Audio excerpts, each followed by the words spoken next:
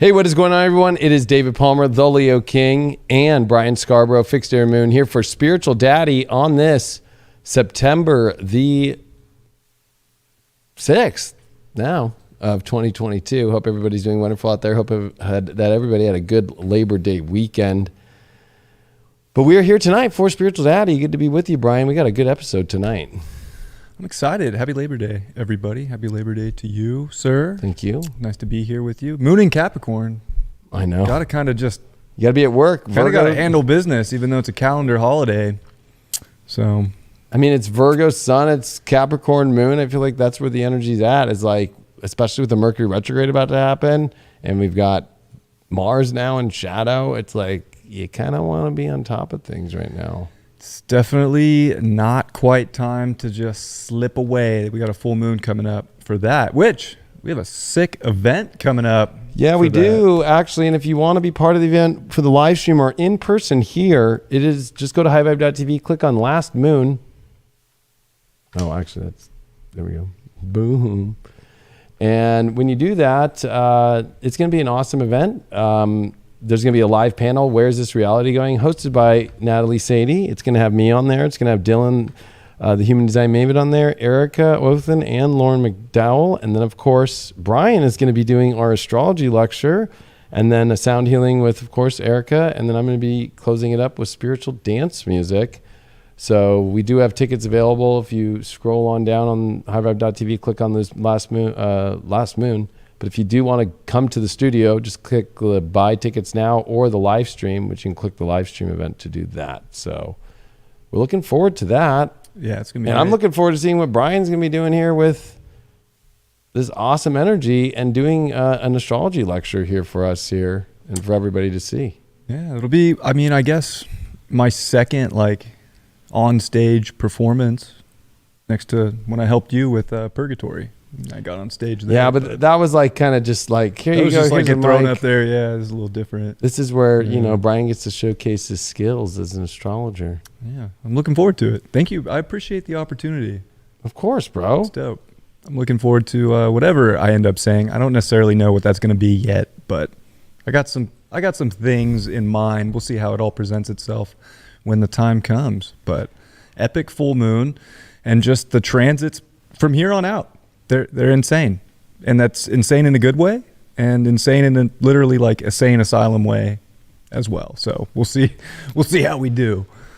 Well, and that brings up a good point, actually, because it was you were the one who really kind of helped bring this topic of discussion for the Spiritual Daddy about. You were really looking at the Venus transit. Mm-hmm. And I was like, well, look at Mars too, right? I know. Everybody's been talking about Mars. I've been talking about Mars. You've been talking. Mars is a huge deal, don't get me wrong. But when I think about that North Node in Taurus being disposited by this Venus, and then what Venus is up against for the rest of this year, I mean, I have to shine a little light on that, because it's not like sunshine and rainbows, in my opinion, for Venus as it transitions to our evening star from the morning star. So we do get that burnout of Venus that's coming up. And I think that's going to be pretty intense. It is in Libra, where the sun will be at fall and where Venus will be at home. But, they're going to be right with each other when they square Pluto. And then right after that square to Pluto, we get, of course, a solar eclipse exactly conjunct Venus in Scorpio, where it's at fall. So,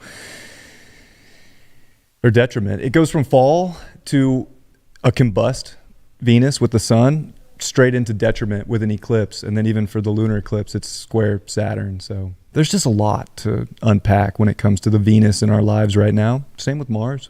Yeah, I would agree. I wonder why that camera is going just on camera one. I guess they're selling the wrong ones. But looking at Venus now, it's kind of interesting, of course, because we are at this point where Venus has now entered into Virgo. It's at its fall position, as Brian was just saying. And now we have Mars, which is in shadow. So as we are here in September of 2022, we're in a very weird zone when you have all the other planets that are shadow and retrograde. The only planet that is not retrograde or in a shadow, slowing down or anything like that, is Venus. And it is interesting seeing that we do have this North Node that is in Taurus, being the dispositor of Venus. But like Brian said, we are coming to a really radical point here, that inferior conjunction that's going to be happening in Libra.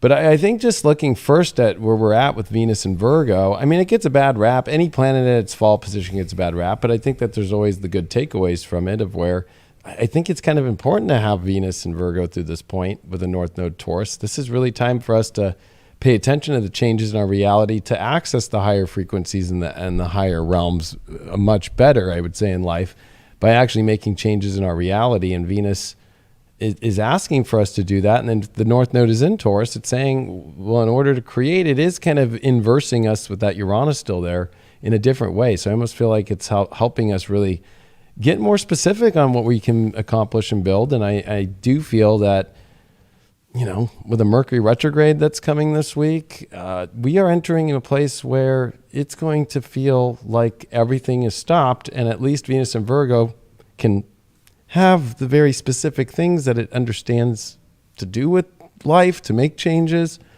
and to actually look at our reality with almost kind of like God being like putting our nose in our reality. I don't know how better else to put it. That's a good way to put it. It's just got everybody, like, that's where people are going to be so nitpicky on every little part of their life. And I think that it goes with people with a Mercury retrograde in Libra, other people, you know, whether they're relationships or not.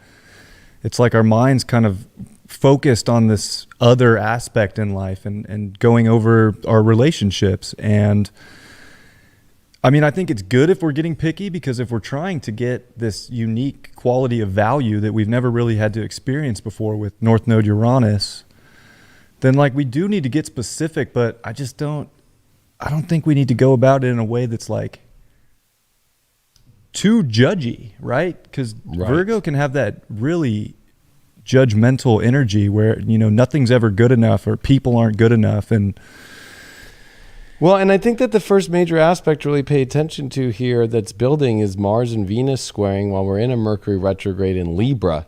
Right. And we are having the sun starting to approach Neptune, of course, which I think is going to be pretty intense. We'll come back to that in a second when it does come back online. Like, if you really think about it, there's a lot about relationships. Uranus still in the North Node. Yeah, it's all people stuff. It's all people stuff. Saturn in Aquarius and starting to square Uranus. Right. We talked about that on the last episode, which was all about, you know, what experiments to run and which experiments not to in our life, right? Right. But now we're coming to, I think, a really weird influx point here where it's like looking at this, you know, seeing that we're going to have the sun start to oppose Neptune right as Mars and Venus are starting to begin their square. As Venus is faster than Mars, even the moon's going to start conjuncting Mars here. Yeah, and both of their dispositors are Mercury, which just went retrograde. It's like, exactly. Oh man, it's very difficult energy to navigate with people, with our relationships. Well, I think it's just getting it very fine-tuned. Yeah, very fine-tuned. It definitely has to be that, like, that special, unique quality that fits. And it's almost like when values, because I think we started this show, when we first started it, it was like values. Like we were talking about a lot about that. And I think it's coming back into that space where, like, gosh, you better hope your, you know, relationships are on a similar value path, because we're probably going to see a reflection in the outer world that is really trying to, I want to say, like, you know, get people too upset with each other, get people too picky, too, you know, not in a unified position, if you will. So, well, think making about sure that you're with yeah. people that have a similar value, you're kind of saving yourself from who knows what. I think it's a lot like the Matrix. I mean, I hate to say it, right? Like, you need to know your team going in. Right. In this realm now, and you have to all have people who really have your back, people who understand the same reality and know that's the going same way on, out to get there at the same time. especially with that North Node Uranus conjunction that's starting to separate, but it is the craziness that we are going to start to see the tightening of that Saturn Uranus square. That's the last one of this last 2 years. And here's that sun at 23 when Venus and Mars make their square point. And it's interesting thinking of Venus and Mars when they made their conjunction point. last time, which I feel like we can look at that chart here in a second to kind of help people see what this square point's going to be from Venus's standpoint. But I feel that with a Mars in shadow, and this is where I think this show could get really interesting about talking about things, is the feminine energy is the only energy that's online. And fast. And not shadow and not retrograde. Everything at this point will be Mercury retrograde. We're in the September is going to feel like dead stopped. You know, with Saturn still retrograde, squaring Uranus, which is retrograde, with Jupiter retrograde, with Chiron retrograde, with Neptune retrograde, Mercury retrograde, and then you have Mars, which is in its shadow pre-retrograde, but it is slowing down, doing less than half a degree a day. I mean, the masculine energy is definitely in a pickle. So is the feminine in a sense that, you know, it's going through that shift from morning star to evening star. So we are 40 days, 40 nights pretty much without seeing Venus here. We do enter that. So we do kind of lose the feminine energy from sight, from our point of view, which is interesting that everything else is offline.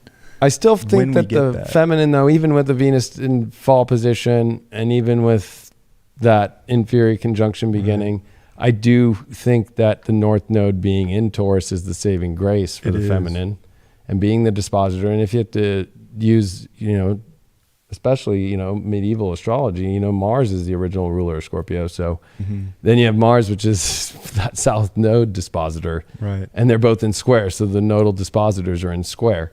And I feel that with the Mercury retrograde opposing Jupiter and Libra and all these relationship aspects all over the place. And then that's always a major relationship aspect within itself. If you think of the Venus retrogrades and the eclipses that we've talked about that were from 2004 to 2012, a lot of those, that inferior conjunction points and stuff happened around these degrees where Mars is at in Gemini. So it's definitely, Eros at the same time is going to be conjunct Venus during that square. And this is happening literally, gosh, today's the 6th, 10 days from now. Yeah. So it's like one of those really beautiful things happening amongst a lot of chaotic kind of what the fuck. Like Eros Venus conjunct is amazing, but it's in Virgo, so it's so specific at the same time. Like, I mean, it has to be the value of love and commitment and reliability and very, you know, earthly, very like on it, physical. You know, especially Eros is very into the physical as well. It's very survival-ish, I would say. And I only say that because of the, you know, how do we navigate through the financial world at the same time, where I feel like, I mean, the writing's already been on the wall from a recession in America to the euro to Russia just pulling the gas from Nord Stream 1 and the euro being below an American dollar at 99 cents. Yeah. And when you're looking at a Venus Sun combustion about to happen, you're seeing a Mars square Venus and a Mars that's in shadow and it's slowing down, and then you see everything else turned off. Yeah. It is kind of the weird energy of how Russia's turning off the gas. Right. Like the gas is being turned off around it's all of our this lives. build up to this big eclipse where it's going to be 2 degrees Scorpio. A solar eclipse, and Venus is right there just past the sun at 2 degrees as well. So it is heading towards that south node. It is interesting because, you know, one thing about, you know, I always want to give Brian some props here. Brian's really good when it comes to reading charts financially and astrologically. And it is kind of interesting to see that we are stepping into quite a, gosh, I guess the best way that I could put it would be, here, hold on one second, I'm just bringing this over.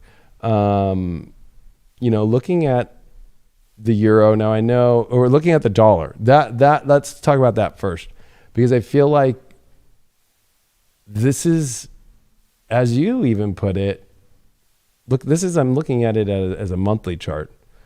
Right. And that's a lot. Like to see the dollar hit up so high and have this moment here. I mean, looking at the last time it even had anything like that, you have to go so far back to, I mean, just to reach the same level where it came on its downturn was 2002, May of 2002. Right before we went to war in Iraq. And then I guess the same line where it bumped up was 2000 during the Jupiter-Saturn conjunction, April of 2000 maybe. Yeah. Right? So where that line is, where the price is at, it found a floor there for a year and a half or so. And it was it bounced, but it was a lost 9/11 in the middle of it, dude. And really, it hasn't come back to that. It just barely touched it a few months after the drop, and now it's back for the first time since Look then. at right after 9/11, the same big bump up, a nice big bump up for 4 months straight. Yeah. You'd think it would be the opposite. And I hate to be the bearer of, bad news here, but with the way that the war of Russia-Ukraine has been propagated, and with Jupiter Neptune coming back, and with the way that the American dollar is doing this, and now some people have said in the chat, which I told you, is China is like locking down hard, especially in the district where the iPhone is. And what's interesting is they're about to have their little release coming up here during a Mercury retrograde energy, during all these planets turn off. And then if their planet turns off, I'm like, is there going to ever be an iPhone 14? Like, I don't know. Or like taking the euro, which I think is the most interesting, because I think what you were trying to tell me is it looks like this thing's about to drop. I think it's hitting a ceiling right now. And because the dollar in like the foreign exchange market against other currencies has been really strong. People have been it's been like the safe haven, which I think is very interesting just considering where we're at in the United States, but it makes sense because the whole world's kind of going through it. So it's been like this safe haven, if you will. And it's wrecking other currencies, but it's reached this point with all the other currencies where I think it's about to turn. And that's going to start looking really interesting, I think, for us in the stock market and in the markets in general, as we start to see these other currencies in the other world, in other parts of the world, start to kind of look at the inverse, right? The dollar, it's been wrecking the euro. It's been wrecking the euro, and especially that's why I'm with that. On the and inverse. the same bottom here, right? Same time. The same time, exactly. In So the it's same inverse time. the DXY, right? Yeah, it didn't make it. Like it's still below at that point, fucking there. Right, because it's so high up. To even get that down low, I gotta bring us all the way down like that, and it's 2002 again, which again was the last time we had the nodes in Gemini and Sag, right? And so it's like kind of interesting that we are moving in that Taurus Scorpio realm, which we're in, and so the last time that we hit that same energy, was 2002 for the euro. But it had a bump up. That's where it went up that last time it came. But then the last time it fell down here was again 99, 2000, right? Yeah. So I have another theory too. I'd love to hear it. With these currencies and like the dollar, especially the euro, because the euro was up it was up a lot. It was like $1.20 on the dollar. So, outpacing it. Then they leveled out 1-to-1. And other currencies are getting closer with that range. And so when I look at it, I wonder if this new NWO, whatever you want to call it, WEF, if they're trying to equalize all currencies right now. So if they were to go to one digital currency for all, it wouldn't feel like people wouldn't feel like they were getting cheated, if you will. Right. So, again, that's just kind of a conspiracy theory of my own. I don't really have proof of that, but when I look at the markets, it's a question I ask myself. I'm looking at the crude oil price right now, and it's interesting seeing the 3-month downturn that was at the end of 2018, and that's when Trump really pushed a lot of this stuff. And then it's weird, the beginning of we need to impeach Trump happens right as the beginning of 2019 happens, right? Right. And they took the talk about it, and the Russia, even though the Mueller report had come out, all that weird stuff, and then you see it even go lower. That's what's really crazy is the price of crude oil had gotten so low. I think, but that was because of the pandemic, and right? I think for a minute there, it went. I don't know. On some exchange, it went under $1. It went negative.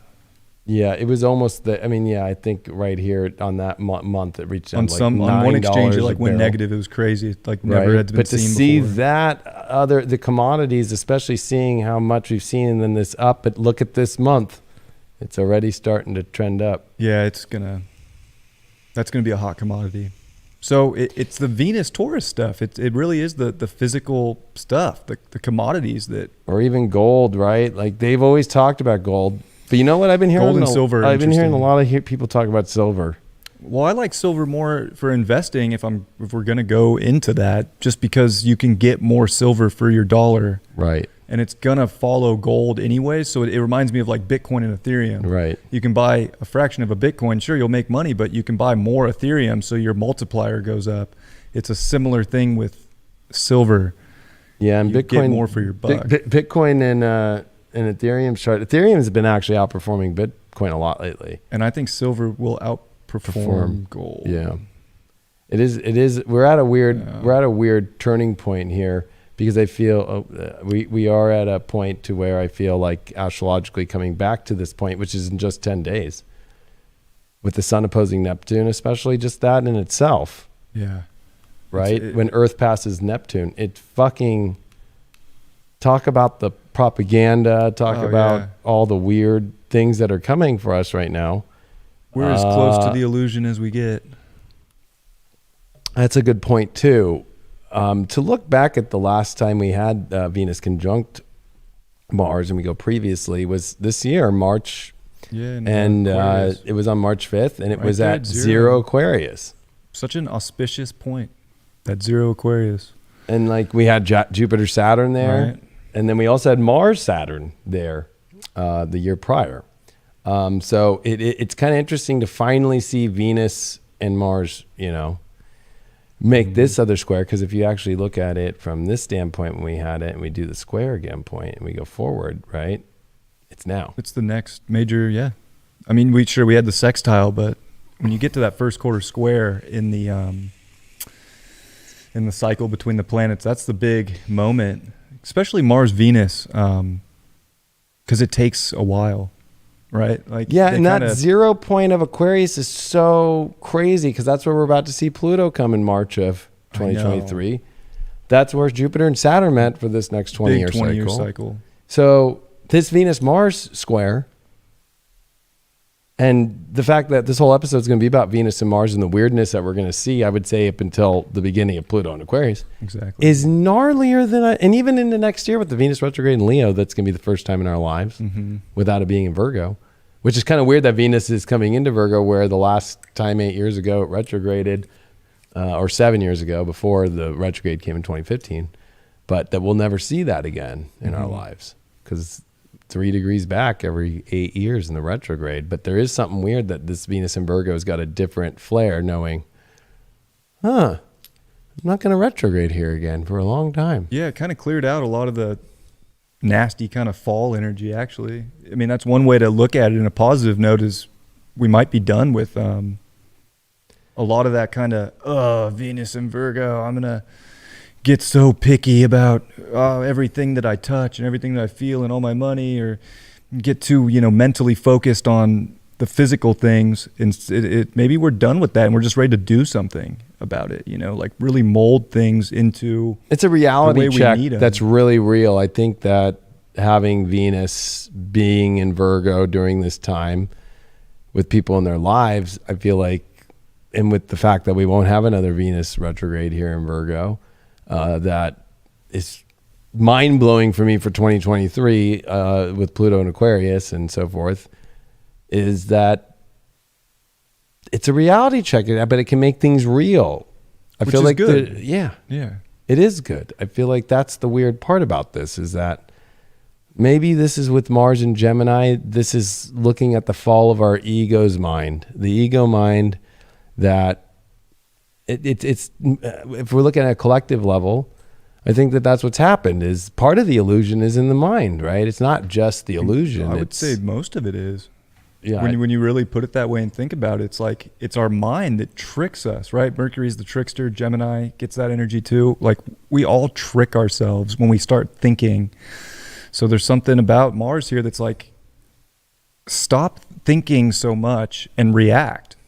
And we're kind of in a place where I guess we have to reevaluate how we just impulsively react with like a kind of a gut feeling or a gut impulse to what we know is the truth, instead of maybe overthinking, is it true? And Mercury, is kind of a little passive here too, and going through its retrograde in Libra.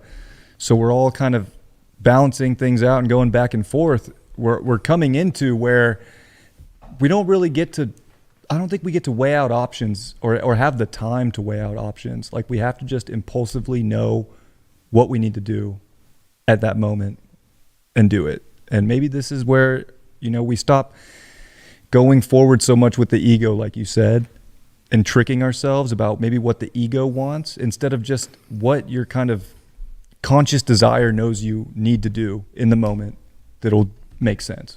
Yeah, because I think it brings up the end of assumptions, because that's one thing that the mind will try and do, and Venus in Virgo does not assume. Mm-mm. It knows how many bundles of wheat are going to make it into the truck. It knows if the wheat's good enough to even put it in the truck. It knows how many scars it feels, so it knows specifically how to bundle it itself. It's very true. And with Mars here being, people make assumptions about things, or I think it also is a way for us to like get out of this place where we whether we play the mind games or whether we actually, I think it's assumptions. That's the one part where I think people assume too much, right? They see a picture, they see something on the radio, hear on the radio, they hear it in a podcast, they see a Netflix documentary, they see a relationship, they see something online. Anything. And then it's like, let me assume. You know the saying, makes an ass out of you and me. Exactly. So it's more about just getting to the specific truth of the matter before making some assumption or tricking yourself mentally and then getting all hyperbolic in a way or aggro over things that do you actually have all the data accumulated, like you said with Venus in Virgo, like do you know how much is actually going on? What are the specifics before just jumping the gun and being like, no, it's this. And I think that was a great way to go with it. If we can cut out assumptions, oh my gosh, we'll all appreciate each other so much more.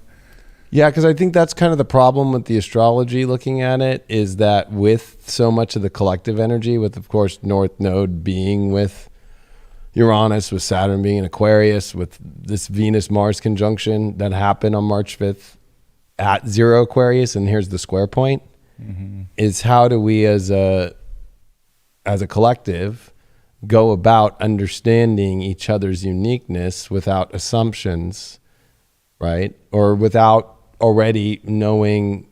There is no knowing. We have to see things through with data and factual and understand the environment itself. I think especially when you think of online, right? Especially whether you use Aquarius or Gemini, those are definitely the two places of online, social media, these kind of things. And it's weird seeing this Venus in Virgo. I think that, believe it or not, I feel like it's the only place we have, because it's the only planet we have. And it's like, I don't care if it's at fall. It's at one of those things where maybe we all need that beautiful reality check on things that are beautiful and good, because there's good things about it. The things that we know are good in our own understanding because we've tasted the environment. We've seen it with North Node being in Taurus. It's really using your senses to get your reality in order. If you don't feel good in your reality, if it doesn't feel right to your body, to your stomach, to your, every part of you, that's a good reality check that it's not working, that it's not gonna make it through the winter, if you will. Yeah, and then the other side is it just should feel very good and feel like it fits like a glove. Venus in Virgo reminds me of a baseball glove. Because when you get it brand new, they always suck, but you have to kind of wear it in a little bit. And so there's the assumption like this glove's going to suck, but actually it could be a golden glove for a player one day because they wrap it around, they put it under the bed, they put some oil up. I feel like Venus in Virgo has to put the work in. It has to put the work in. That's the other thing too. You can't just like take the new glove out and expect your ball bounce out. It sucks. That's kind of people today. If you put the work in, you can really get something that'll work for you and be really special. So that's the other thing is it's very tight spots. It's almost like it's a very pinpoint hole that we're all able to fit through because it's Mercury ruled for both the energy of this square that's coming up. And then you have North Node in Uranus, which again is where Mars and Venus met in the conjunction of March 5th of 2022 was literally in Aquarius. So there is this whole like trying to find the needle in a haystack, but maybe it's about getting rid of the haystack and just seeing the needle and being like, that's the needle. And I need to focus on this. These are the people. it's not, I think people are searching too much outside when all the planets are retrograde. It's like, what's already coming to your field? What's already inside of you? What already is, I think the search for the outside right now, or to find something new is, I mean, I hate to say it, is insanity. I think that people will drive themselves insane continuing to look outside for new. I think with Uranus energy, and especially with Saturn Aquarius squaring Uranus, I feel like we are in a weird juncture point of life where, I mean, this is where I'm an astrologer and I believe more in fate than I do free will. Yeah, I think free will is very minuscule. Or as in the architect says in Matrix 2, right, Reloaded, is that he says that nobody took the Matrix, the program, because they didn't feel like they had a choice. And that's what the Oracle did, was she is the mother of the Matrix. She's the one who gave people the idea that they have choice, but they really don't see the bigger choice that they don't have, right? So it's like people feel comfortable with this idea, like, I have all these choices in the world. I have all these things. But if you look at this astrology and you look at where we're at right now, you don't. All the planets are retrograde. You just have Venus and Virgo. It's very specific. Mars and Gemini. You can't keep in your head having, I think, part of the hard part of Mars retrograding for the first time since 1943, that's going to actually happen in Gemini fully, that we're about to enter into, is the ideas that have been floating around for so long of how life should be, how reality should be, how relationships should be, how money should work, how all these things are all going to be thrown out the window for people who aren't willing to let go of these ideas of what it can be and formulate new ones. And I think whenever you formulate a new idea, you come at the very base level. You just stay at the very simple. Like, it's very simple right now. Simple is better. Simple is way better. What really comes to my mind is, like I've heard you say it, is this, sort of karmic cryptic clean out. Yeah. And that's really where I feel like things are starting to show up in a big way, especially with the Virgo energy, which is trying to clean some things up. And then, like you said, searching for this needle in a haystack. It's that, but it's also like that saying, you can't fit a camel through the eye of the needle. Right. So we're trying to get in a very specific spot where we need to be, and we can't take a lot of baggage through where we're going. So we don't know exactly, I feel like, what that baggage is in our lives. Like, we might have an idea, but we're also trying to figure out how exactly we can pinpoint things, get through things, figure out all these different levels of this matrix, this reality that we live in, so that we can get where we need to be with the right environments and the right people. And it's not like, I don't think it's a very easy one to figure out. I think we're definitely going to start seeing things leave, like you said, that we were told, taught, whatever, to believe we're always going to be around. I don't think a lot of those things are going to be around. No. Where we're going. No, and I feel part of the cryptic clean out, of course, is the energy that doesn't really want to be here. I would agree. Yeah. I mean, that's what I think this whole pandemic was the pandemic of, I don't want to be here. I've never heard so many people since the pandemic say, I don't want to be here. I don't want to be here anymore. I've heard that more in my life over the last 2.5 years than ever before. I mean,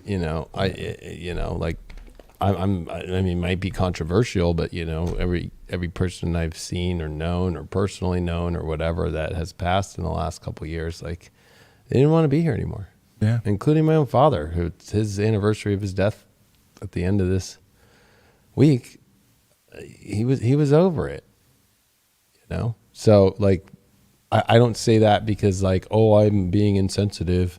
Like, I'm talking about my own father, who I love dearly, and it's just being honest. He was done. He was, like, tired of it and freaked. He was not freaked out. He was just freaked out, though, of the craziness of the way the world was working and people not being cool, right? And people, like, being very weird and in the spell. But at the same time, I think because Mars-Venus did meet in Aquarius, and we're going to see this square, which I think this square is actually kind of interesting that we even are going here first. There was a lot of other places to start, but I feel like it's the most relevant. It's 10 days away. Yeah. And it is connected to that where, I know the theme of relationships is where I think a lot of people are going, from friendship to love to anything. But it's, like, interesting here at High Vibe, right? We've got, like, the team coming together. We're doing an event. new shows have been going on. It's like, so it's not like things haven't been happening for people, I feel like, Yeah, people have to kind of it doesn't always have to be detrimental with a square. Like, they can really kick things into right where you need them to go. It's very, subjective in people's lives. It's not going to be one size fits all. Oh, Mars square Venus, this sucks. I'm gonna hate this. Not necessarily true at all. Like, Mars is going to kick us in the butt when it comes to what we really value and the people that we need to get specific about. And for some people, that's like the unions and the relationships that are really important. They're getting fired up to make things happen and to get things moving and in order. So it's definitely not like, oh, fuck. I mean, for some people, it can be. It definitely can cut things away, too, if they're not on the same page. But well, I think, too, with Venus and Uranus energy, and if you think of Mars and Venus that met in Aquarius, right? It's relationships and stuff that are different. It's odd. It might be more tribal. Well, and it's tribal. It has to kind of fit into the world, but I also think it's just like not what you would expect. It's different. Everything's kind of got that revolutionary vibe to it. It's not the same that we've always been doing. Everything has to be revolutionized. Yeah. Or whatever that means. But there's also we're figuring it out every day, but yeah, there's that common thread of Aquarius, right? Mm-hmm. Like, I'm sure everybody knows I posted I'm in a relationship. Probably people were not expecting that, right? It was a shocker. I mean, I'm here, but I get it. And you're my best friend, so it's like, you knew. But it's like one of those things where it's like her and I have more in common than people would ever know on a picture. Like, right. People have no, and that's the assumption thing that people make with this Mars and Gemini. I think, I can't believe her. Well, they just don't know. People just, you can't. You understand common threads in life, and only people can understand that on their own. And I feel like that's with Venus and Virgo. Like, what realities work with which people? It's whatever destiny has fit. Mm-hmm. And everybody likes to create their own mindset about other people. Like, especially with Saturn and Aquarius, that's the lesson squaring Uranus, right? And Taurus. Like, you can't decide other people's values for them. No. You can't put other people's values, and you are the puppet master for their values. So anybody doing that right now is getting big, I think, huge, hard aspects to them in their life. Yeah. Look at Fauci. I mean, that's correct. I was just going to go next. Someone who did that to a lot of people, said this is what you all need to value.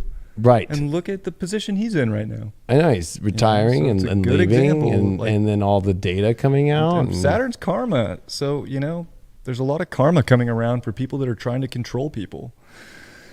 100%. And I feel that now you take that into the equation of the world right now. Yeah. Like beyond what's happened through the pandemic, or what's beyond these systems that people are so afraid of that are going to take it over.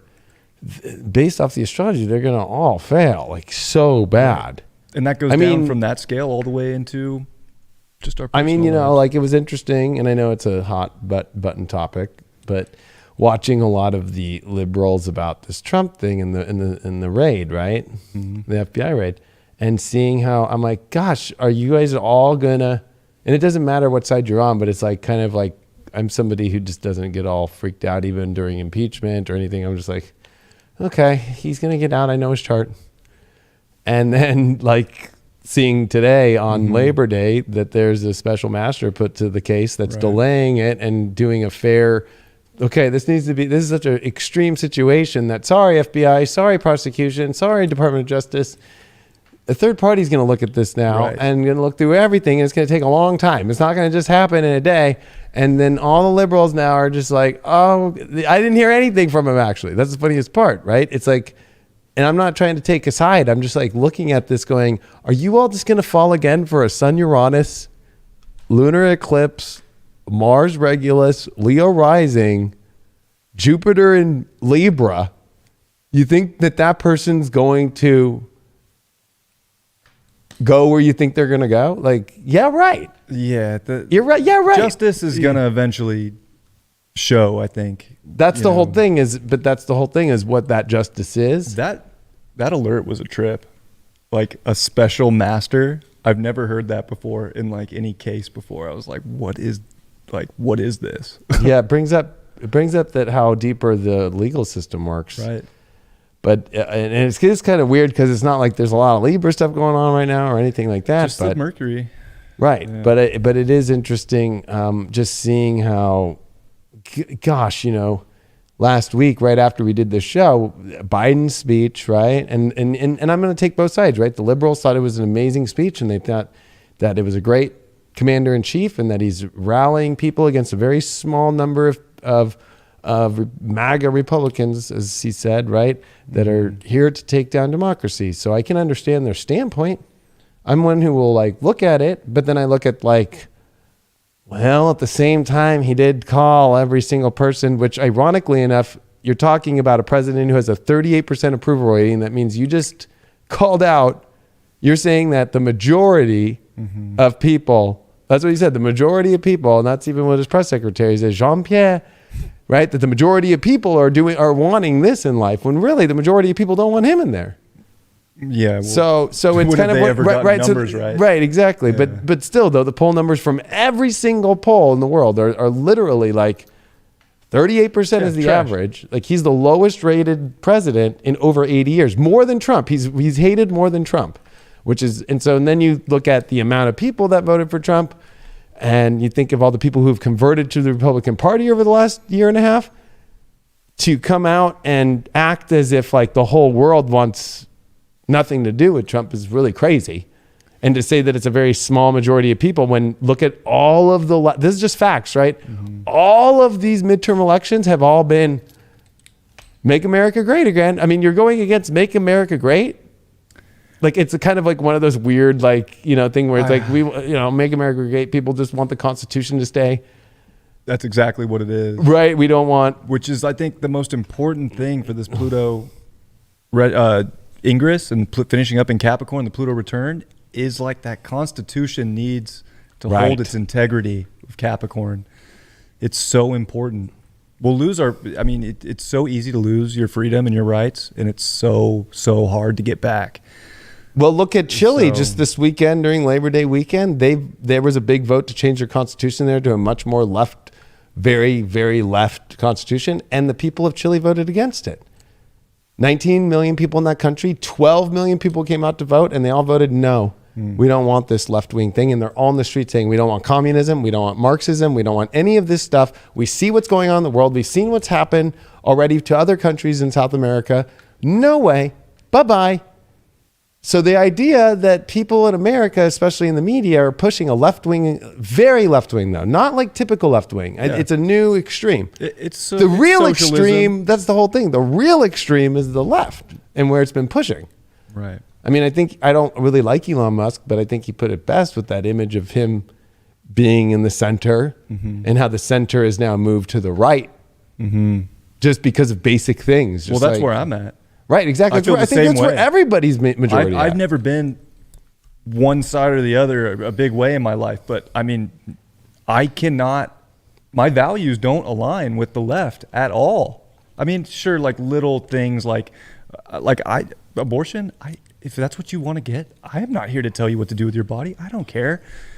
Do it. But it's not. Again, the fact of that whole thing is that it's never been an amendment in the Constitution, and it's not. And it was already. And you can look up a million different people in political science. You can't just have some ruling of a Supreme Court case be a law. It's not a law. No. It's like if the people want it to be a law, they've just gave it to states, which is how the Constitution works. So it's not like if you have to look at the state 100%. Of who's banning abortion, right? 100%. And then I was just saying personally, like exactly. I get where that's all. But people all got fucked because people just missed the point of that whole thing and went way too extreme, and that's probably why I don't vibe with the left. Is everything is so fucking extreme and screaming and weird, and I'm just like, can we chill out and figure this out? Like, there's no figuring it out. It's very strange to me, and the right just seems to support people making their own choices, doing their own thing a lot more now. I feel like there's been a big flip. Like when you look up the definition of liberal, I feel like when you look at the right wing, they're being much more liberal than the left is now. The left is not like everybody gets a voice, everybody does their thing. It's like these are the social ways that you have to be accepted and to be a good human. Must be politically correct on our side or you're... Well, I think to help people kind of understand maybe from a galactic conscious perspective is ever since 2012, with the Mayan shift, everything has felt like 100%. We have gone to a different timeline. It's so true. In 2020, so in this timeline, Republicans are doing the right thing and liberals aren't, where it was flipped before 2012. And this happens all the time. It does bounce back and forth. And it does bounce back and forth, but it's almost like it's all been inverted. Right. And that's also when Pluto does come to the end of Capricorn, is when you see, and especially politics, you see... I mean, let's be real. George Washington was a British captain. You know what I mean? Mm-hmm. It's not like he was. So he switched teams. Exactly. The first president of the United States was a British officer. You and was teams. Exactly. He literally switched teams. Yeah. And I think that's where people they're not doing their due diligence with the astrology, especially because I get attacked by posting about all this stuff. It's crazy. I'm like, it's like they don't do their history at all. Like they're just blind into the media of what it is. Whereas I feel like I follow what's the astrology done in the past? Where's the energy right now where individual rights and freedom thrive? Right. And where, like seeing the clips in the last 2 weeks of whether it was Biden, whether it was a CDC director, whether it was Fauci, we will not put mandates on the shot on people. And then what did they do? Enough. And they lied. They lied. Mm-hmm. And they tell you, I mean, it's straight to your face. We would never do that. And then telling you to do all that, that is the most deepest encroachment. And I'll still say it to this day. You can't ever even be with that side. You could hate Trump as much as you want, but he didn't force you to do shit. No. Except he asked you to be for your country. Like just that's all he asked for. That's all he asked for. It's like, hey, just love America. What a crazy thing. And if you don't, and he didn't go against you if you didn't love it. It's not like he mandated you to love America. It's not like he mandated you to do all this shit. Right. Or just even if you take Biden's speech and talk, he didn't bring up any of the political violence because he brought up the end of political violence, which I agree. But let's not lie. The most political violence has ever been, we've seen in 2020 into 2021 was from the left. And it was insanity. Yeah, Mr. Blowing up fucking cities. Blowing up cities. Blowing for weeks, months. And it was insane. There was all those people dying in the street. Yeah. I mean, it's insane that he won't even bring it up. He won't even bring up the Black Lives Matter movement. He won't even bring up the Antifa. He won't even bring up Oregon. Portland, Oregon is what used to be one of the most beautiful cities in America. Right. And it is a fucking disaster.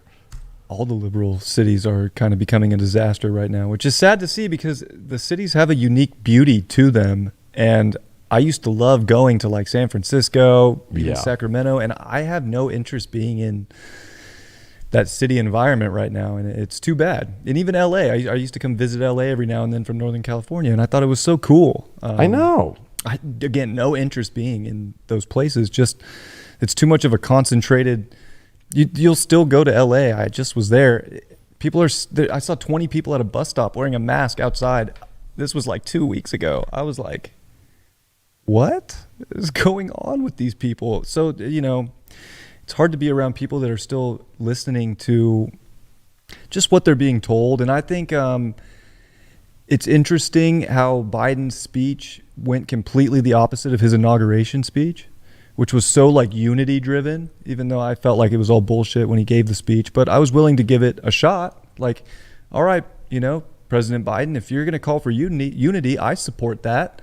But wow, where was the unity in that speech? That was just one side. It was so Hitler-esque. And I think you showed that perfectly with a lot of stuff you put out, literally the mannerisms and just it echoes exactly like putting people in concentration camps, exterminating one group of people for what?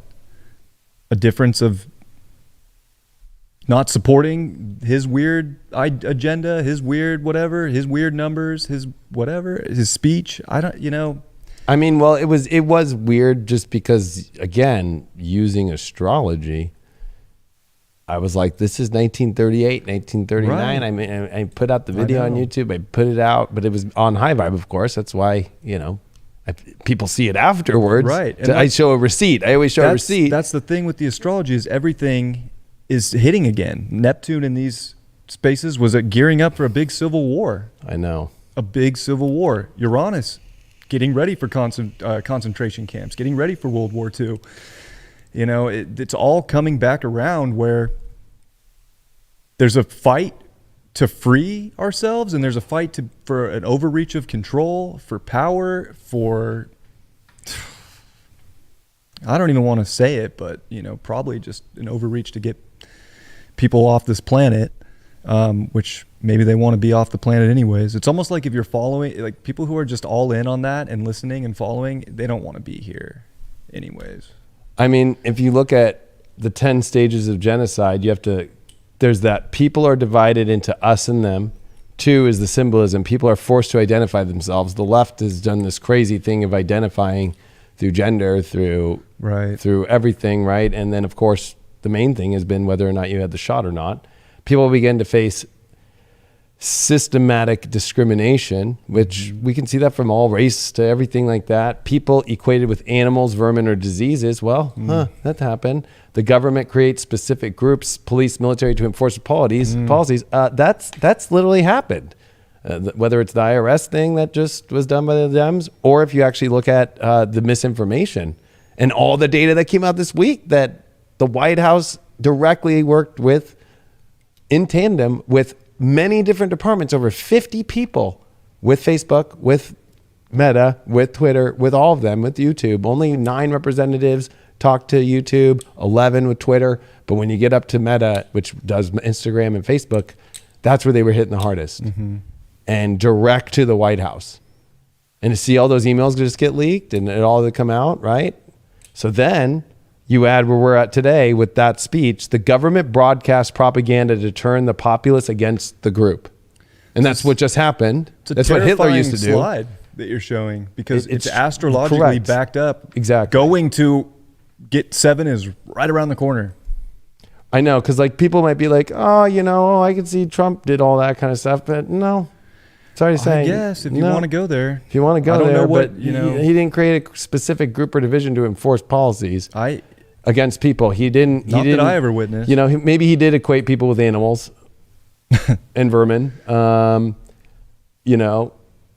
Yeah, he's got. And he never forced people to identify themselves. So, like as a government, the government didn't force you to identify yourself. But next is the official, and this is the last stage, which I think this is where people are tripping out about what's happened, is the official action to remove and relocate That's people. like literally what Biden's speech was hinting that is coming. Right. And then the beginning of murders, theft of property, trial, massacres. And then all the armed. And then the wholesale elimination of the group. It is agents extermination and not murder, because the people are not considered human. And then, and that's where I've been weird about the people with the shot, because they're technically not anymore, based upon the genealogy and the weird DNA aspects of it that was all put in the Supreme Court in 2013, which if you look at abortion, that could be something that could be taken away. And that could go for ruled the against. Shot, and it could go for sort of the direction of, if you support Trump or if you're a Republican,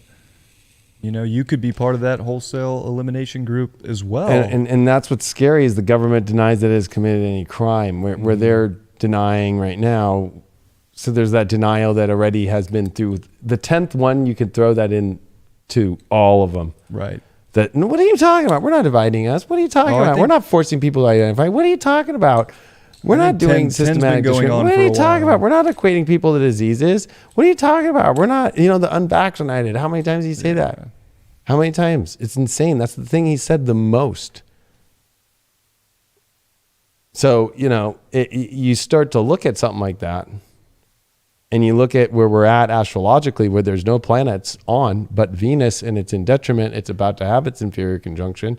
It's about to switch from the morning star to the evening star, which actually I prefer the evening I would prefer the evening star, because the morning star does rule Lucifer. Exactly. Or if you take the years 2021, 2022, 2023, it equals 666, the year of demons, or these 3 years of demons. That. I posted that. That's from, yeah. That was a trip. Right? It's a fucking trip. You know? Like, there's just a lot of synchronicity. All the signs, the astrology all points to it. Like, you know, and I think that's why you and Alex, you know, putting out that From Hell to Heaven was a big thing, is because the world is probably going to feel like hell for a little while, because it's such a big transformation that it's going through, that it has to reset in some way that,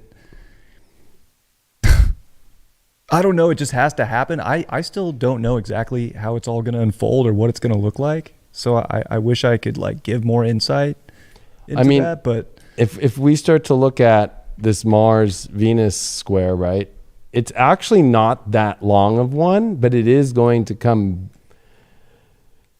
with weird Venus opposed Mars during this Mars in Gemini. So Venus is going to be in weird aspects with Mars and a grid trine, right, through this whole Mars retrograde, right? But if you start to see moving forward, then we start to move into Venus, of course, trining the Uranus and North Node, and I think that's great, because that is kind of a weird moment right after the square. Venus trines the North. Oh, actually, no, it's already at 14.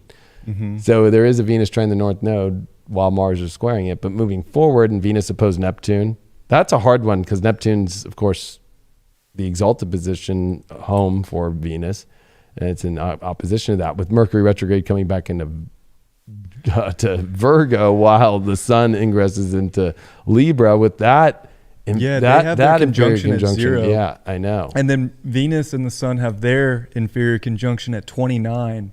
So 0 and 29 are where the two, well, one's a Cazimi and the other's the inferior, but oh my God.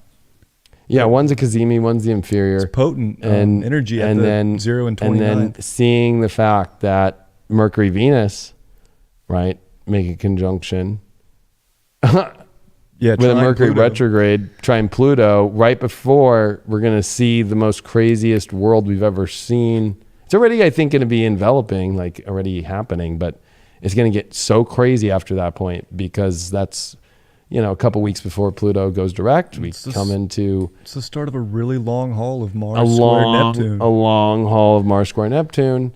And then watching Venus come into Libra, where you were really talking about earlier, what really inspired this episode is watching the Sun and Venus as they are coming into contact here, and that combustion happening. And you know what? It's in square to Pluto as it's direct. That was the chart I had pulled up, because they're within, 30 minutes of each other, square Pluto. And it's like, and they are going to be, conjuncting at the last degrees of Libra as we move into a solar eclipse, just the same way that 2014's eclipse happened in weird ways.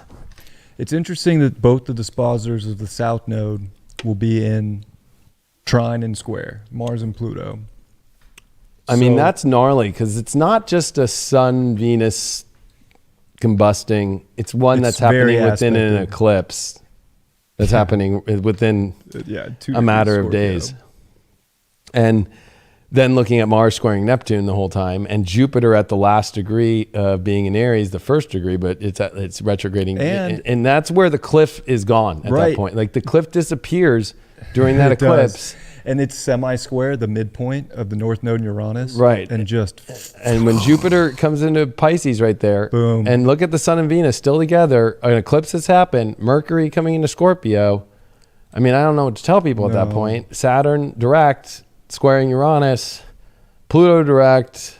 That's a whole different world at that point, and especially the hanging on by a thread of hope. That's all people have left at that point. That it's going to be so extreme here. Yeah. And this is next month. I know. And then November we get that lunar eclipse, and like sure, it's an exalted lunar eclipse with the moon in Taurus, but but it's in between. Christ. It's in between so much stuff happening, especially in Mars retrograde that then comes. It's in between eclipses, and we don't have that. And that lunar eclipse is not going to be fun. It's going to be on Uranus. It's going to be square Saturn. What, 2 days before the solar?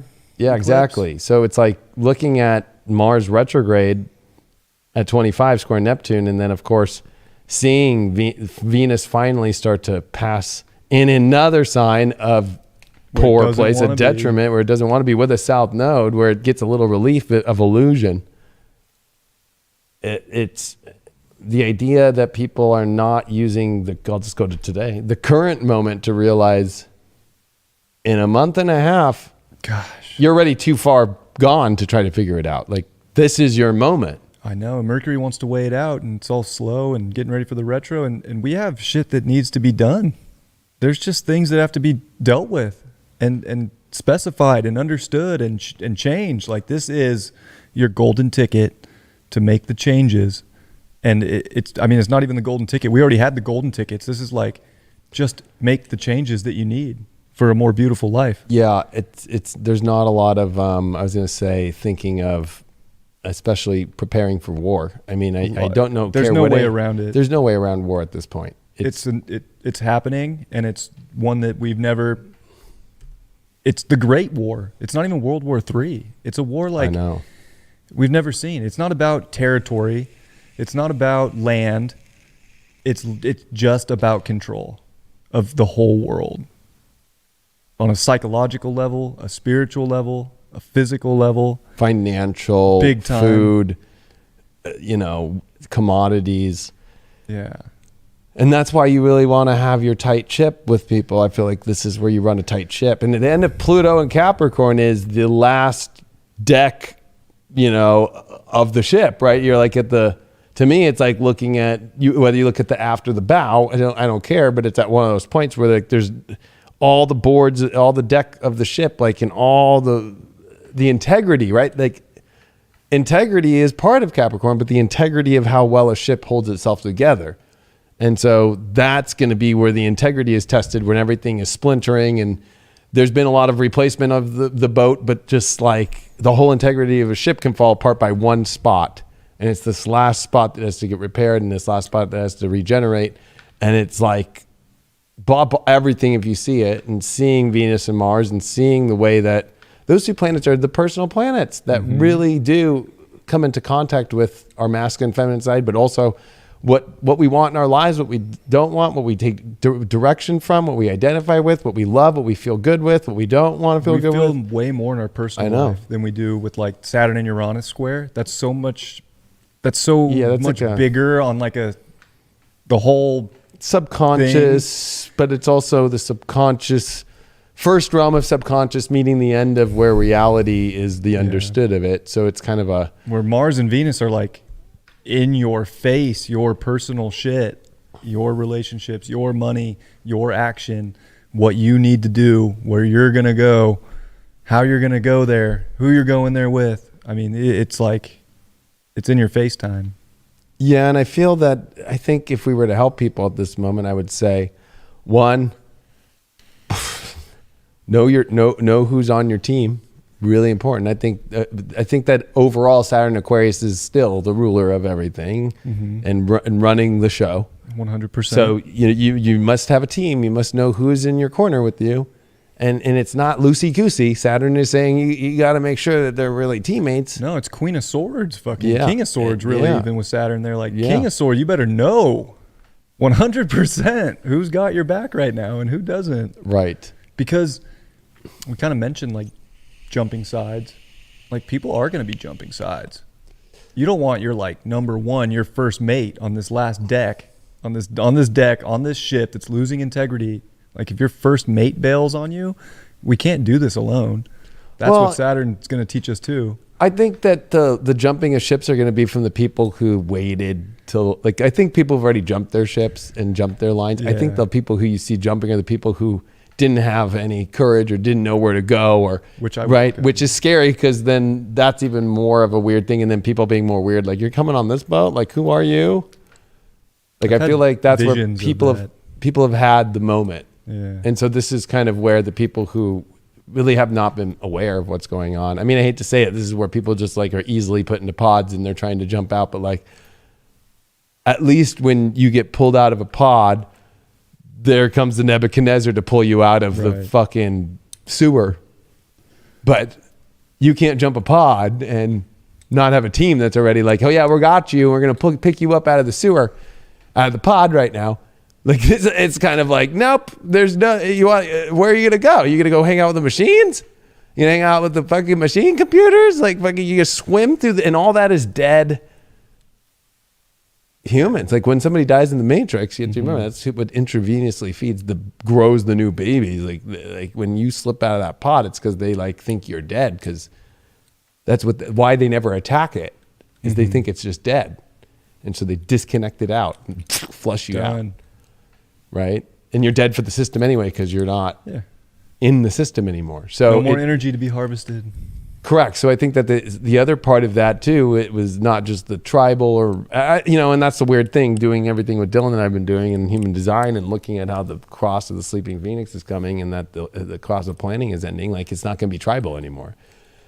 We've been in the tribal where, especially like the idea like, oh, there'll be food on the shelves and there'll be this, or I have an emergency and could call 911. And like that is all fading already. Mm-hmm. The idea that you think it's just going to come back. It's not like a big, like collective, like societal tribal. It's not, it's like like I feel like if anything, we're still going to need like the tight, it brings like, who'd you let in your cave? I mean, it feels very Walking Dead tribe-ish. Exactly. Like you just have like your there's core, 10 of us. Yeah. Yeah. And people who know and that's where I think transhumanism and the weird stuff and people being trapped, I think, until the power goes out by the sun or the alien stuff. I think a lot of the UFO stuff here and Project Bluebeam and all this stuff that's where they're pushing it all towards. No matter what you're looking at, you're looking at a weird transhumanistic, like follow the plan that they've all said and follow whatever weird stuff they're gonna put the blame on. They gotta point the finger at something because they're not gonna take responsibility. Like that slide you showed, like they're gonna deny everything anyway. So there's always gonna be something that's gonna get a finger pointed. And I think 100% some alien shit. It's coming. I mean, no matter what, the disclosure, and sorry to, gosh, I just like, there was too many David Wilcock people, like every year he said, disclosure. It's coming. It's coming. It's here. It's here. I got it. I got it. But it's like, and I think that's why people stop paying attention to him, because he really kind of never came up with his own info, or didn't use astrology, or didn't use common sense. I don't know. But I feel like, that's where we're at, is if you see what this could be what the shattered reality is, right? The only way, especially with what's coming with Pluto direct here in October. But I just don't think that people realize that there's not a lot of room, and there's not a lot of expansion at this point. There's just much more of like, hey, take the good shit that works and that's in your life and the team and the energy that works for you and the energy that feels aligned, that within yourself or from within another. It's a combination thing. That's what Mercury retrograde in Libra is going to be about. Mercury retrograde in Virgo is even more of this reality check that's coming. And it really is in what we're aligned with, and either taking something and taking that off or unplugging from that completely. There's a lot of stuff that I feel like, if you think about the long human journey to this point, there's a lot of stuff that as we move into new things that are new, there's unplugging from things that felt like they were going to be in our systems forever or in our soul contracts forever, and they're not. Exactly. And there's like full removal of those soul contracts. Got to be and okay with that's that. going to be, I think, the weirdest part for people. Which all this zero Aquarius that we've had, like that's Aquarius shit. Non-attachment. Like we have to be not so attached to how things were or what we thought it was going to be, because it's not going to be. So the more, and that's even South Node in Scorpio, like the more we can let go of so much that we felt was going to be there, or the people, whatever it was, and just like slip into a different reality and start making those changes, the better off we're going to be. Like I think I said this last year too. It was like non-attachment is the way out. Yeah, it is, because there's always going to be something in some way and some person there. But the more we like stay so in just holding on for dear life, the more pain and struggle we're going to be in. Yeah, and I can say, especially being a 0 Leo with all these conjunctions that opposed my sun. Yeah. And even the fact that, I got into a relationship, but I haven't been in one for I haven't entered one since my ex-wife, right, in 2016. So going through that whole process has been over 6 years for me. Yeah. But I can tell you that it's one of those things where, especially in this energy now, it's just like where it's like you can see how the weird, there should be a lot of weird contradictions or weird epiphanies or weird synchronicities that align it all together. A lot, though. And this is from personal experience. I can talk on behalf of my girlfriend, but it's like, holy shit. The amount of synchronicities her and I had to bring us together, and that we knew it was it because of how much there was with that, and that it was so crazy. It was years of synchronicity. It was years. Yeah, it was years for us. So it was like one of those things where it was like, and then, you feel like but you don't know until it finally all comes together. And when it comes together, it just is one of the, and you know what? You can tell because all your teammates are for it or not. Mm-hmm. Or for me, and for her family, like people, everybody was like, in my team, like, fuck, even you were like, I feel like she fucking works for you so well, right? It's I was like on the team. The moment you brought it up, you were considering, I was like, yes. Right? Exactly. Yeah. So it's like one of those weird things where it's like, and it's, it's said in the Matrix well, because, I've been rewatching those movies again because I feel like it's so relevant. It's so important. What the Oracle always says is one thing, but what Morpheus always says is you were just meant to hear whatever it was for that moment. And it's one to know the journey. It's another to walk it. Mm. So there's all these people in the spiritual community like, I think you're my twin. I think you're this, or this looks great, or that looks great. It's, for Sophia and I, we had to walk it. Mm-hmm. And that was a lot, that was a lot of work, but it's one of those things where you walk it and you do it and wow. And that's the only way to make it happen. That to me, that's very Virgo-esque. Mm-hmm. It's very earth. And her and I, our composite is Virgo rising. And so I think it's one of those interesting things where it's like, when her and I walk it, we literally walk it. It's like really easy. But I feel like if we don't walk it, then it's like, oh, it could be, it couldn't be. But people have to get to the place where they have to make choices in their life, I feel like, of what their world's going to be. I feel like you can't sit on the fence. Nope. There's no... I'm hoping that that's what Mars helps us with, like we kind of touched on earlier. Right. This retrograde is like figuring out how to act quickly.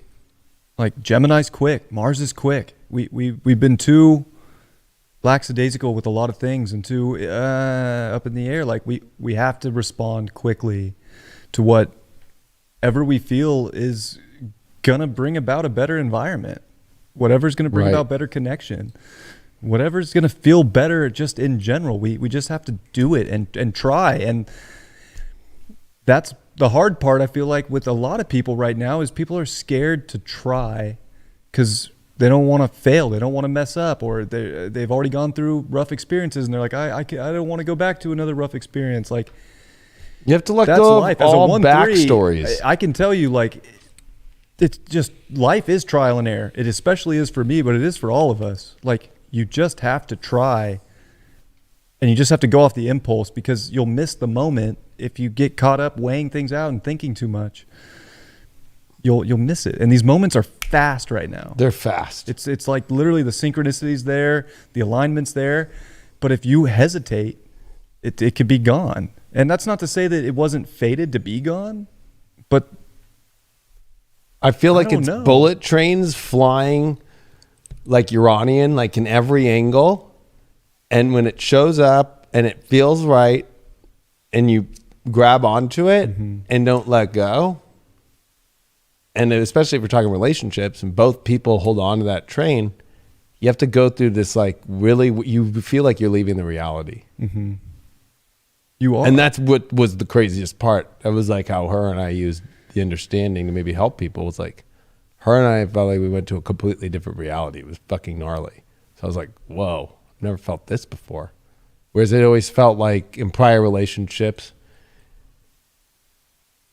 there's a normal thing that you always try to refer back to. Mm-hmm. Don't do that. there's nothing. Because those all failed anyway. Yeah. It has to be So fresh. you have to literally go completely where it just feels so That's different. life. And then you get through the weirdness, because it wasn't bad weirdness. It's just different, and it's beautiful. And then it's more beautiful than it could ever be. It's so That's crazy. how it always is, though. Even when I look back, like, that's just how it is. And it's especially that way now, but it's always that kind of fear of the new. And we get scared because there's not familiarity there. But then once we do it, we're like, fuck yeah. I fucking did it. know. We did it. Like, know. that was epic. You know, there's always the excitement.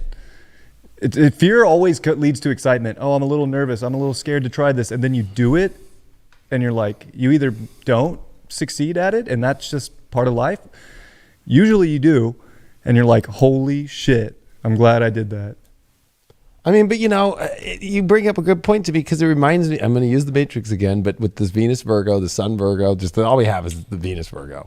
Yeah. That the idea in the Matrix movies, in Zion, let's say, or even in Matrix 4, the idea of when they're still in Zion, it's just the new version of it, right?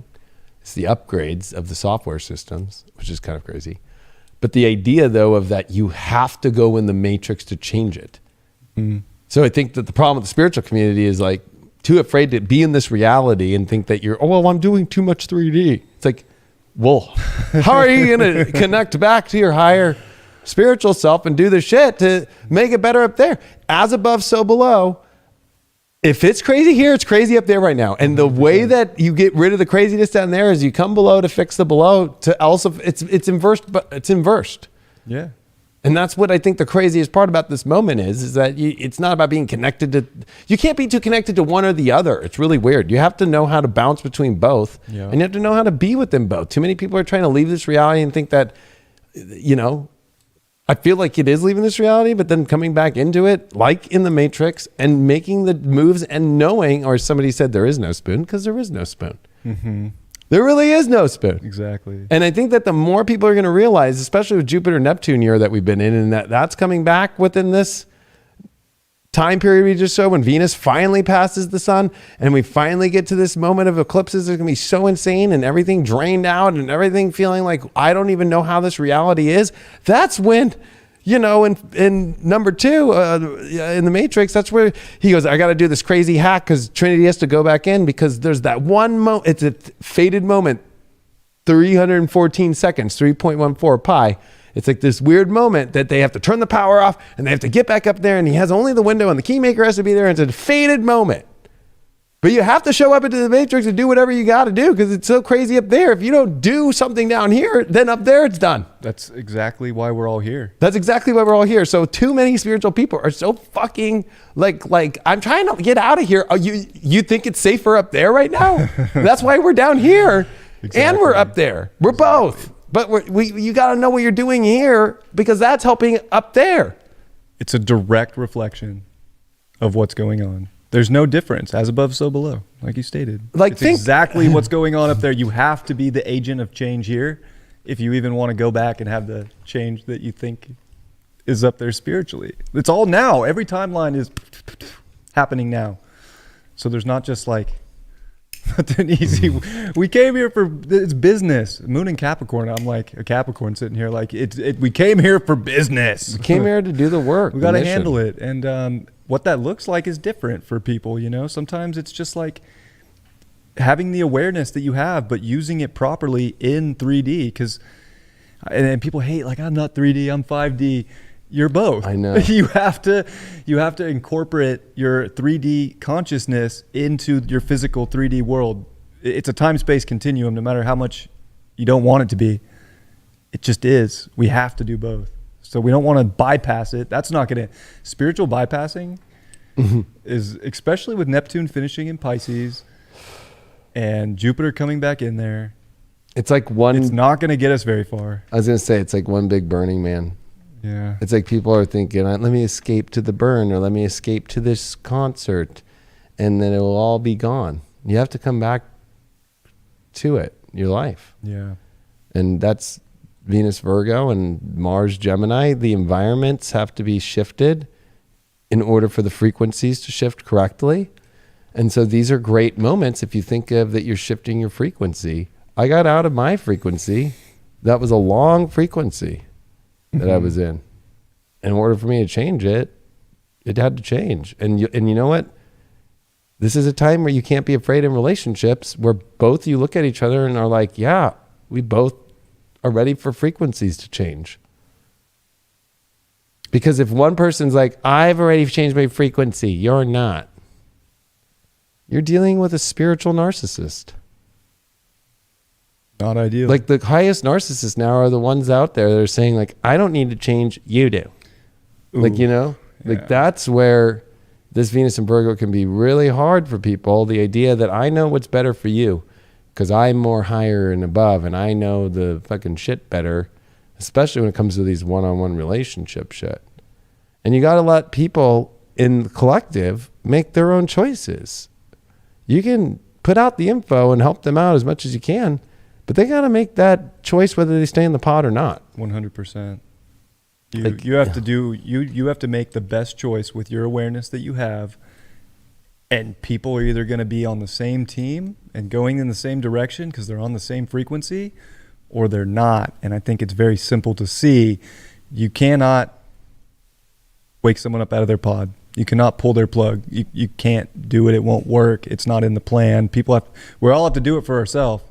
We can be like an aid in a sense, and like put the awareness out there and offer the red or the blue pill, right? But it's always going to be someone's choice to take the red one. And I look back at I just put up today, actually, I just put up my Purgatory, which I wasn't allowed to until YouTube changed its term of service, because when I did it in April 2021, I wouldn't have been able to put it out. And I put it on Rumble at the beginning of this year because YouTube still was at a place where I couldn't put it out. But I feel so sad for so many people who weren't able to watch that, or they were like, I'm not going to buy that because he's probably going to say all the stuff that's against whatever's happening in the media. And even though everything in that whole fucking video called it all out, I was saying that there's too many spiritual people who are taking red pills, but they're taking a lot of blue pills in between. Mm-hmm. You have to take the red pill fully, and that's it. And that's one gulp and you're done. Like, you don't take... Well, I'm taking a red pill, but I'm also taking blue pills, right? Pill, yeah. It just reminds me of like spiritual people on the edge of like, well, I still gotta do this, and I have my mom and this, and blah, blah, blah, blah, blah, blah. And that's what I think is difficult, is the purple. Is like there's too many purple pills. There's too many purple pills rolling around, and too many people being afraid to realize once you do the red pill that you understand why you're here to do this work in this reality, and you're always going back to do it for up there. If it's chaotic down here, it's chaotic down there. And whether you want to believe me or not, being a channeler, it's fucking mayhem up there. Even my guides are like, I don't have enough time. You are here to learn how to embody the message within yourself now. So when people are like, I talk to my guides, like, you know you're on the right track when the guides are like, hey, don't have enough time. We are in full fucking, so funny protection mode, and we are being assaulted. Yeah.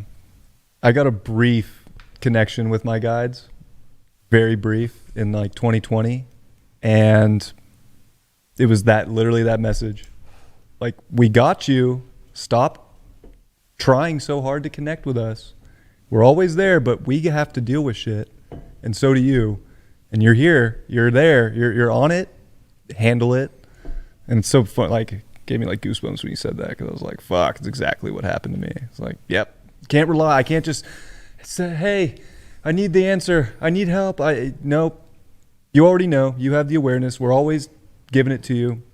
Just do it. Well, and a lot of it was already downloaded within you. Exactly. And that's the whole point. That was the message. Yeah. I don't have to sit there and have like a one-on-one conversation. It's always downloaded to myself, and I like to think all of us all the time. We don't have to stop, and that's where we're missing moments, is that stop, that pause, I think. And where that's where the idea of like Neo and the One is in the Matrix, right? Is like, he doesn't get to the point to where he's calling up the operator like Trinity, where she's like, download me the codes on this helicopter right now. Download me the codes on how to hotwire a fucking motorcycle, right? He's the one, because he doesn't ask anymore the operator for shit. Mm-hmm. And Morpheus watches him just take controller when he goes in to save Morpheus in the first one. Trinity's like, nobody's ever done anything like this before. And he looks at it and he goes, that's why it's going to work. Yep. I just got goosebumps. But that's why it's going to work, is because when you understand the one within yourself, the idea is that there's not one person out there. It's the idea that we all are within ourselves, understanding our oneness with the divine. And when we step into the power, the only way that things are going to work anymore now is because you're doing something that, especially in the collective hive mindset, anything that you're doing that's against that's probably going to work. Everything that everybody else is following and doing has not worked. I mean, I don't know how much we could show that, or how many more Biden speeches you need to watch and believe that bullshit, or even Trump stuff at this point. Like, it doesn't, you have to take this moment. It's you. You have to take this moment of whatever it is, no matter what's happened. And I'm somebody who does believe there was weird shit that went on. Well, yeah. 100%. But I'm also not so tied to that. Yeah. Or am I going to go break laws, or am I going to do anything like that? I'm somebody who's going to take whatever's in the moment now. I'm dealing with a fucking AI, crazy fucking robotic / fucking weird projection being that's telling people, and people are praising it. And it could be everybody, that I'm willing to even look at Trump as a projection. Mm-hmm. That I'm like, all I can take is this moment and do the things that I got to do in this reality, when there's a massive force trying to take up as above as below right now. And so if you think, oh, I just talk my angels, my guides, they are busy right now. They come through very little now. When you really need it. And you don't really need to keep relying on the operator when, like, literally, yeah, the operator, if he keeps sitting in the chair, will get killed in the ship. Yeah. Damn. You know? Yeah, that's exactly what. I mean, that's exactly what I was literally like downloaded and told like a year and a half ago. And I was just like, okay. And I just started, I kept praying. I kept doing my own spiritual work. But when it came to life and doing what I had to do and making decisions, it was definitely not about, wasting the moment. It was just always the gut feeling of what had to be done. And I was like, told to trust it, and I trusted it. It's been working better than anything else in my life has worked, so. Or, if we're going to even talk about like star seeds, or, I think that's more of a feminine thing, even though I channeled Palladians for a long time. But even they told me at the beginning of 2018 and 2017, like, and that's why I did my 3 transmissions. I said, like, they're not going to be around anymore to give the messages. And that the other part of this is stop connecting to even them at the moment, because it's like, do you even know what teams they're really working for? They even the Palladian channels in all the beginnings said, you can't even trust us fully, right? You don't know if they've been hijacked. So if you really think about in the Matrix, when somebody put on the chat, I just read AI everywhere. Think of it in the Matrix. The AI was literally surrounded in the Matrix. The Matrix is AI. But then you actually think of that outside the Matrix, it's surrounded by AI everywhere that's attacking it. So what do you think is going on in the cosmos right now? You think that everybody's just watching down here and not being like, I don't want to get into everybody's protecting themselves. Everybody's doing their embodiment work here.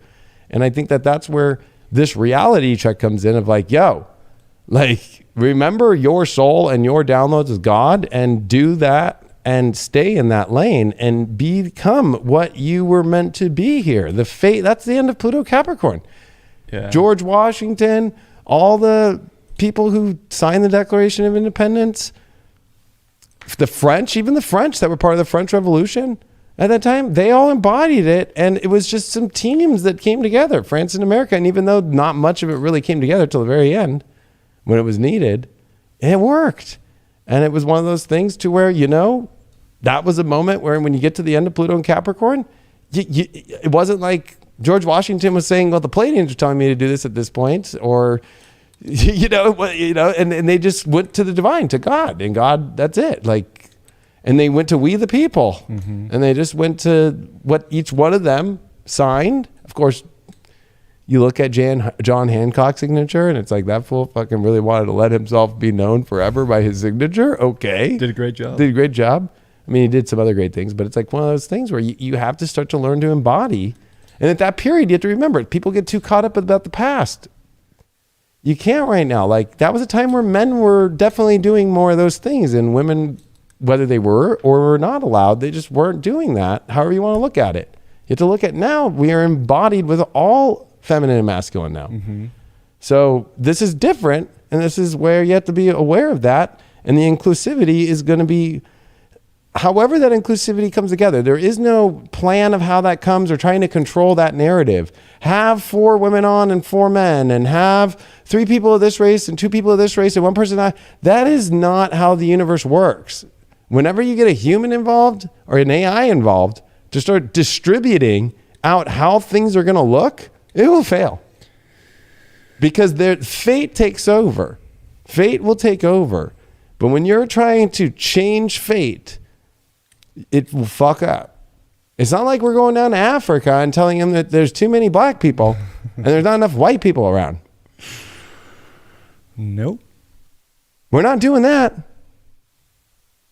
And you know, people don't want to say that, or people, you know, will be like, you only like blondes. That's, you know, people have said that because they've been in a new relationship. It's like, I mean, that's not true, right, in life, but it happens to be that my relationships, the 4, they don't even know my past or who the past people are. They're referring over the last couple of years. But it's like, do we go around telling people that are of other colors, like, gosh, you know, you only like African Americans that wear afros or something? Like, it's fucking crazy. Like, Absolutely. Like as if what kind of person or what soul I'm into or what. It's fucking insane. The people that say that are the biggest, most insane people I've ever, that you're even looking at that. I don't even look at that. I've never looked at a person as like, what is their race? What kind of person are they with? What? Has nothing to do with the soul. The physical body has absolutely nothing to do with the soul. They should get out of this spirituality if they even think about that. 100%. That you're not looking deep enough. You're still too surface. You're using whatever spirituality you're trying to claim as some, just like you said, kind of spiritual narcissist of like, still like, I'm better. Like, there's no better. We're all, I mean, fuck. Like, we're literally all exactly the same. And that's where our uniqueness here is the most beautiful thing, is because we're all the same fractal, but in a different avatar. And to discriminate against that in any way, shape, or form is absurd. It's absurd. And to think that putting a certain amount of people on some panel that's a different color just because of a political correctness, this is where Pluto's gonna, you know, Pluto's had enough. Like, all that shit's destroyed. This is where Pluto finishing in Capricorn, it's not those stupid games. It's going to be getting to the peak of your highest character of who you are, that you were destined to be. And that's it. And everything else is going to crumble. Well, I mean, if you think about astrology and how it naturally came together, is the planets naturally like the sun or don't like the sun, and they spread themselves exactly the way they wanted to. Mercury wanted to be the closest to the sun, and so it is. And then Venus, and then let's call Earth. But if we're looking at it from Earth's perspective, I mean, the signs are all laid out by the closeness to the sun and moon from our perspective. So it's like, it's crazy because it is one of those weird things where it's like Gemini is on the Gemini Virgo is on one side of Leo and Cancer, and then it sprawls out with Venus and Mars of the signs. And Jupiter, people are so retarded, I hate to say it, that the universe naturally found its place, and it happened to be naturally in alignment beautifully. So when I hear all these diversity astrologers now, I want to fucking like slap them in the face. Like, well, we should have this amount of this race of astrologer in the room. If they suck at astrology just because of their race or just because of what they identify as, is insanity. I 100%. And I hate to call out Rick Levine has been doing it, and I hate to call out Sam Reynolds is doing it, and I like Sam and I like Rick, but it's fucking not natural. No. It's over. Now, I get it if they're good and people are on a panel and they're saying, hey, let's just have white astrologers or something like that. And I'm not even a full white person. I'm fucking Dutch Indo on my other side. My grandparents were born in Indonesia. But I'm just sitting here saying, like, this is fucking retarded of like this whole like trying to be woke vision astrology right now. And totally, this is the last moment we need right now in our life for them to, those great astrologers, to be fucking caught up in the sauce, in the AI, in the programming, and getting lost. They're getting lost, and they're forgetting their astrology. They're forgetting the natural order. They're forgetting that they fall into natural order. If you want Neptune, because it's blue, to be closer to the sun, it's not going to work out. No. It's not going to work out. You can't move what naturally forms in life and this reality naturally. And it's getting crazy out there because people are trying to do that. People are trying to move I don't want Saturn to be here. I want it to move to the other side into Leo. A guy like me would rather have Saturn in Leo. It's a lot more fun. But you know what? I know that it's going to take 14 more years. Mm-hmm. There's a divine order. And to so, everything. like, you know, that's the problem is that, you know, we're in a reality when it comes to, especially even in relationships, I want this person to be my twin flame. Yeah, nope. Sorry. Unless they want to move to you the same way, they won't. Unless they want to. You can't be the one and be like, look at a picture of me in the eyes and tell me I'm not your twin. Oh my God. Like, that's fucking crazy. No, that's manipulation. Correct. And then it's also this weird, like, you know, I want to be the hero that I brought inclusivity about because I got these different color planets to get closer that maybe didn't want to be closer, or maybe, you know, you don't know. Where you're trying to command and tell people who should be where based off their color, based off their race, based off all that. It's insane. We're at a place where it's becoming insane. It already has become insane. Yeah. Right. Saw a peak of that, I think, over the last few years. But it's scary when it's in the astrology community. And that's what scares me, because it's the same way the transhumanism is working in society today. It's creating trans astrology. Right. It's creating trans astrology. It's like, oh no, you know, astrology can be more inclusive. Like, Neptune doesn't have to always be about illusion. You know, or, you know, maybe Neptune doesn't have to be a feminine sign anymore. Maybe Neptune could be a masculine sign. And Saturn. And Pisces. Saturn's a benefic. Yeah. And actually Saturn's a benefic now. Yeah. And you know, Okay. like, you know, and there's good things that come out of them. But the malefic is a benefic in itself, understanding, especially as I have the benefics conjunct, or malefics conjunct Mars and Saturn, which, of course, a lot of people would probably be terrified when they read my chart. Like, fuck, that motherfucker's got Mars and Saturn conjunct in Scorpio. Fuck. But you know what? I've used that motherfucker to fucking get work done. Yeah. So malefic's like hard work. It's not sitting like Venus, right, or Jupiter, who both are the rapist, who are the ones that go too far, who are the ones eating the grapes, who are the one, you know? Yeah, it reminds me of like 666, right? Like, if we look at the planetary numerology, it's Venus. Like, Venus is great. We love Venus. But damn, too much Venus starts to get, you know, gluttonous, overindulgent. You know, it takes materialism too far. Like, lazy. Like, the benefics aren't forcing things. Like, yeah, they're great, they feel good, but 100% it's the malefics that kick our ass when we need it to get us something better, to get us where we need to be, to get us what we need to achieve, to make things happen. So yeah, it's not like the malefics are a bad thing. It's just we can't go changing these things because we feel like it, or because, well, I don't think Saturn appreciates being called a malefic anymore. I mean, it's like how monkeypox, right? They were trying to find a new name for it because they think it's offensive. So they're trying to come up with mpox or whatever. I'm like, don't start messing with my MXPX. You know what I mean? Like, I used to listen to them. You know what I mean? Like, don't be trying to mess with my MXPX.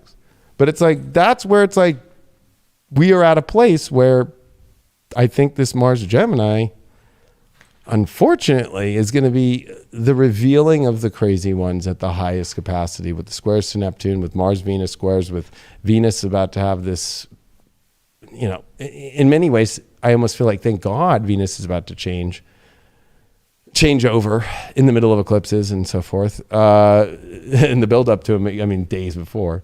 But at the end of Libra, which is the territory at 28, where if you look at the square point to that of Capricorn, where Pluto did retrograde this year. So there is something deeply connected to this Venus and Mars connection right now that is so extreme.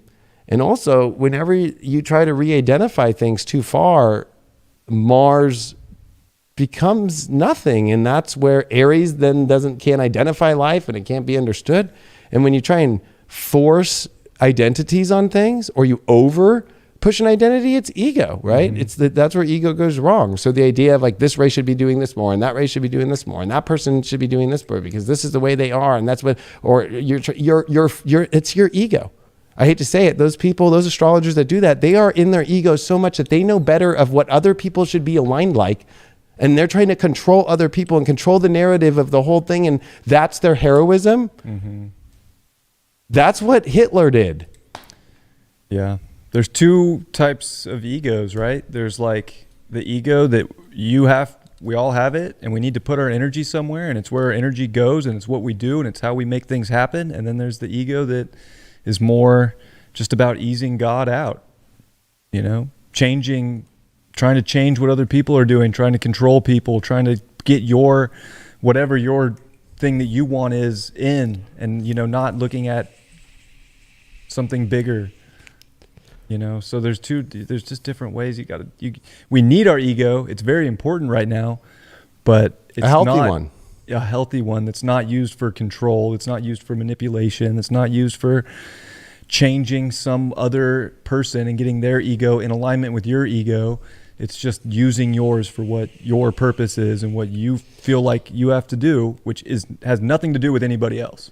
It's literally just your energy and what you're doing with it. Yeah, because the core of Aquarius is the opposite of Leo. So it's how all of the other bodies outside the sun formulate in their natural order that is weird, but perfect in a weird way and comes together.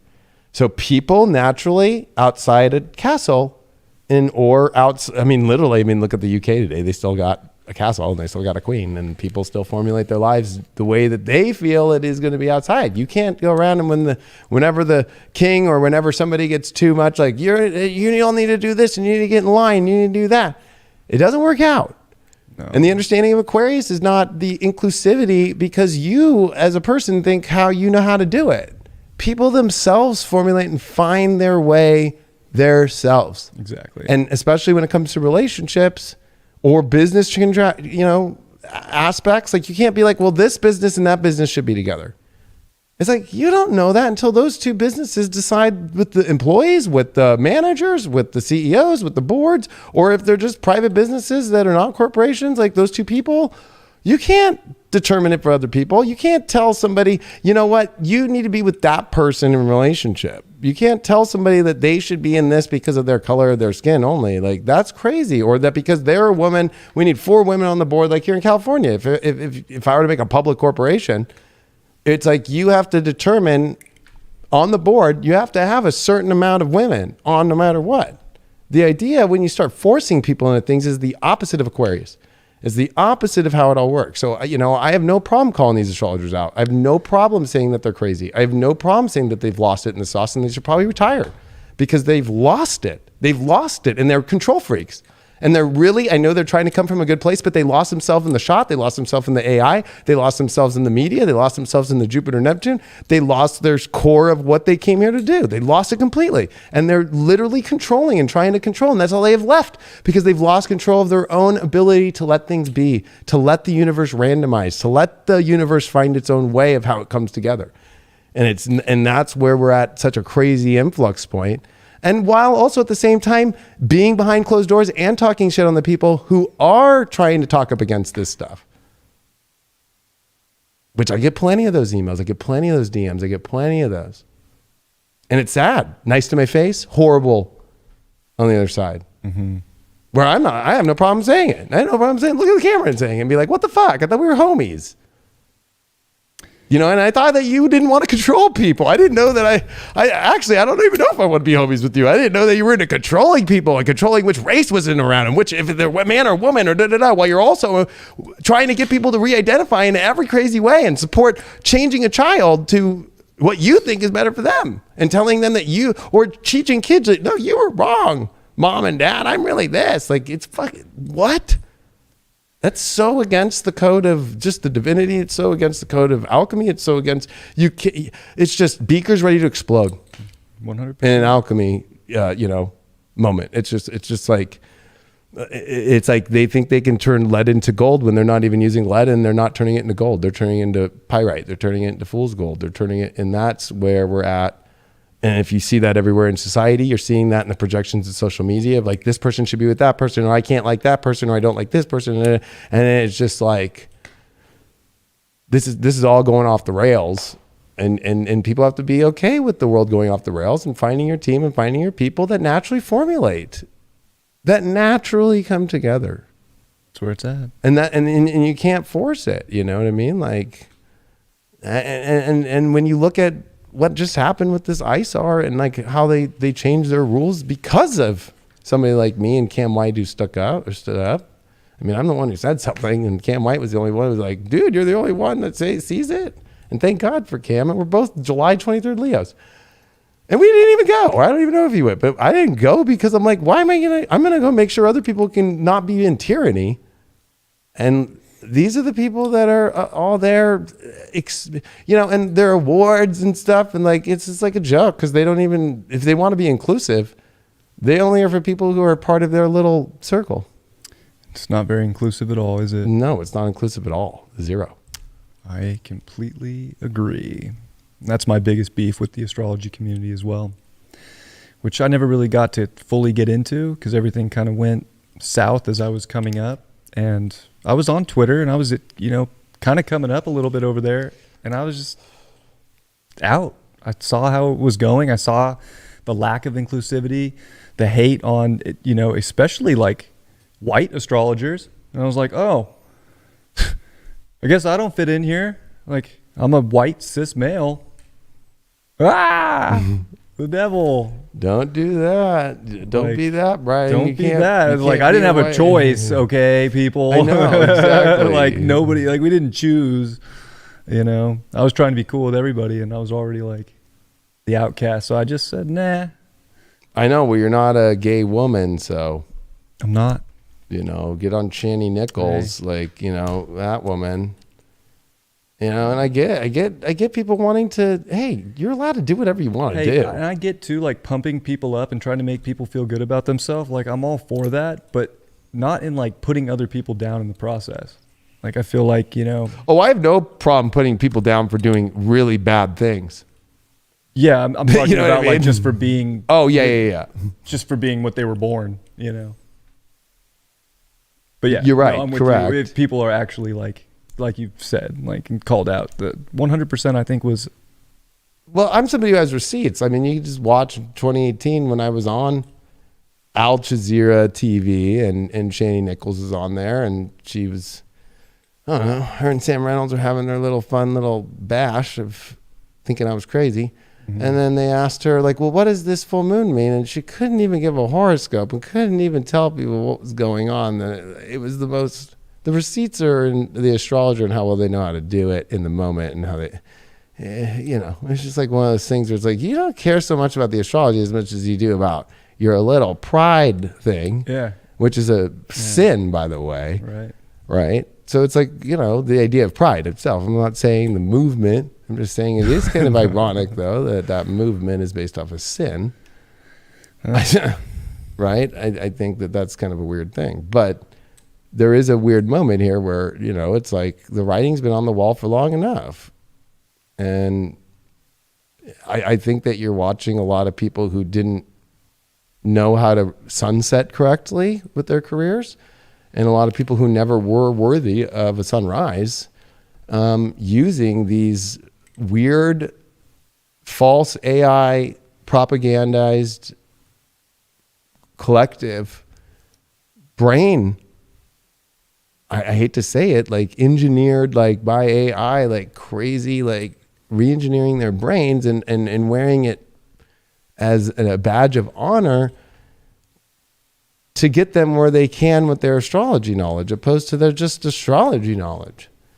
Like, as a Leo, it's just like, hey, I won't go after anything I'm not good at. Like, right? I'm not going to go sit up here and try and say, you know what I mean? Like, that I'm like a hairstylist, right? Like, Definitely not going to go try and cut somebody's hair.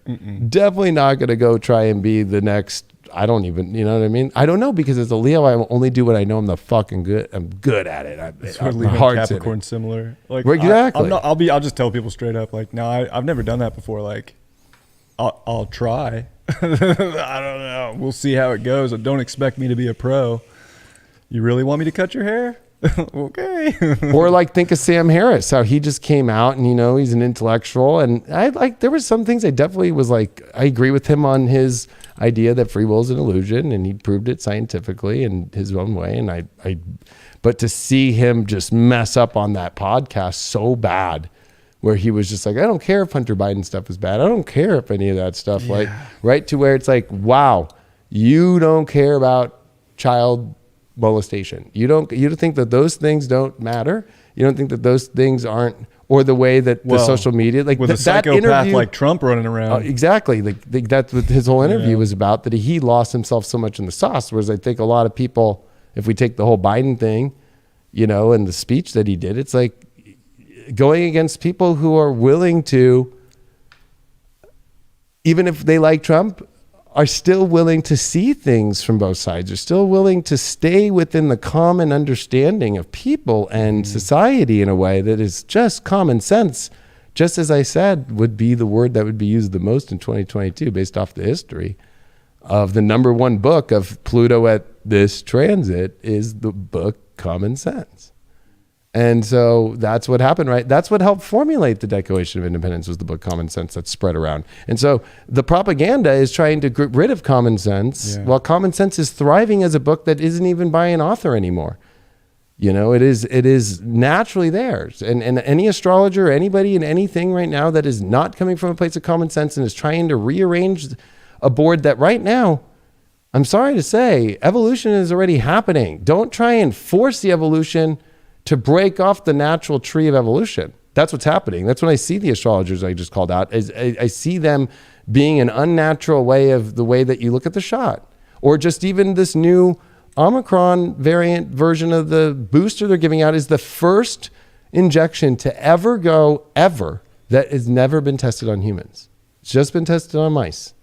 So I wonder how the mice did. And right, like, what? And that's okay. And right now, when you look at the numbers being the lowest of people that are getting it or anything for months and months and months and months and months, that people are they going to try and mandate that again? Are we going to trust the same guy who said he wouldn't do it? We're going to trust all the same people?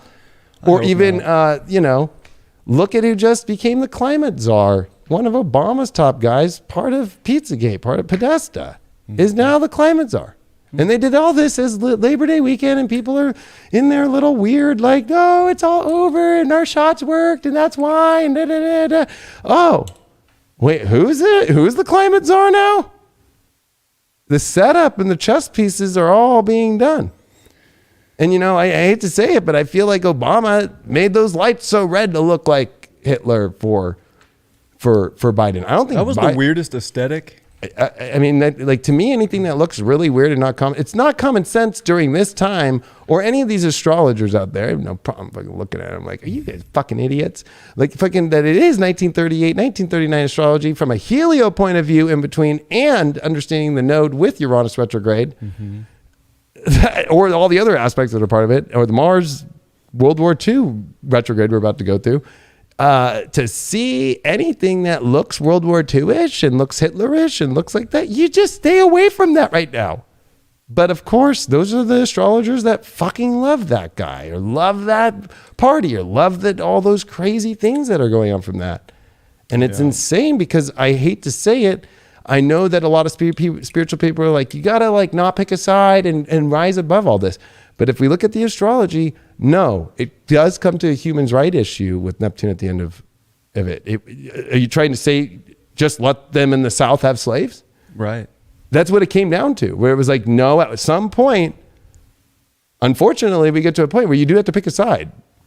And, we've seen where all the astrology community has gone. They've picked this crazy side. The head of that ran ISAR runs UAC. So, and then they even said through the Twitter feeds, like, we're going to still make sure that people are testing next year without even knowing if it'll be around or not. That they have created their own crazy way. and that I guess that's fine and their idea of whatever's free and whatever. But when it's against people and freedom and for people to feel freedom in their life for the individual rights that they have and taking it away as astrologers to other astrologers, wow. Or just even like looking at this moment right now and going, you really think that's the bad side?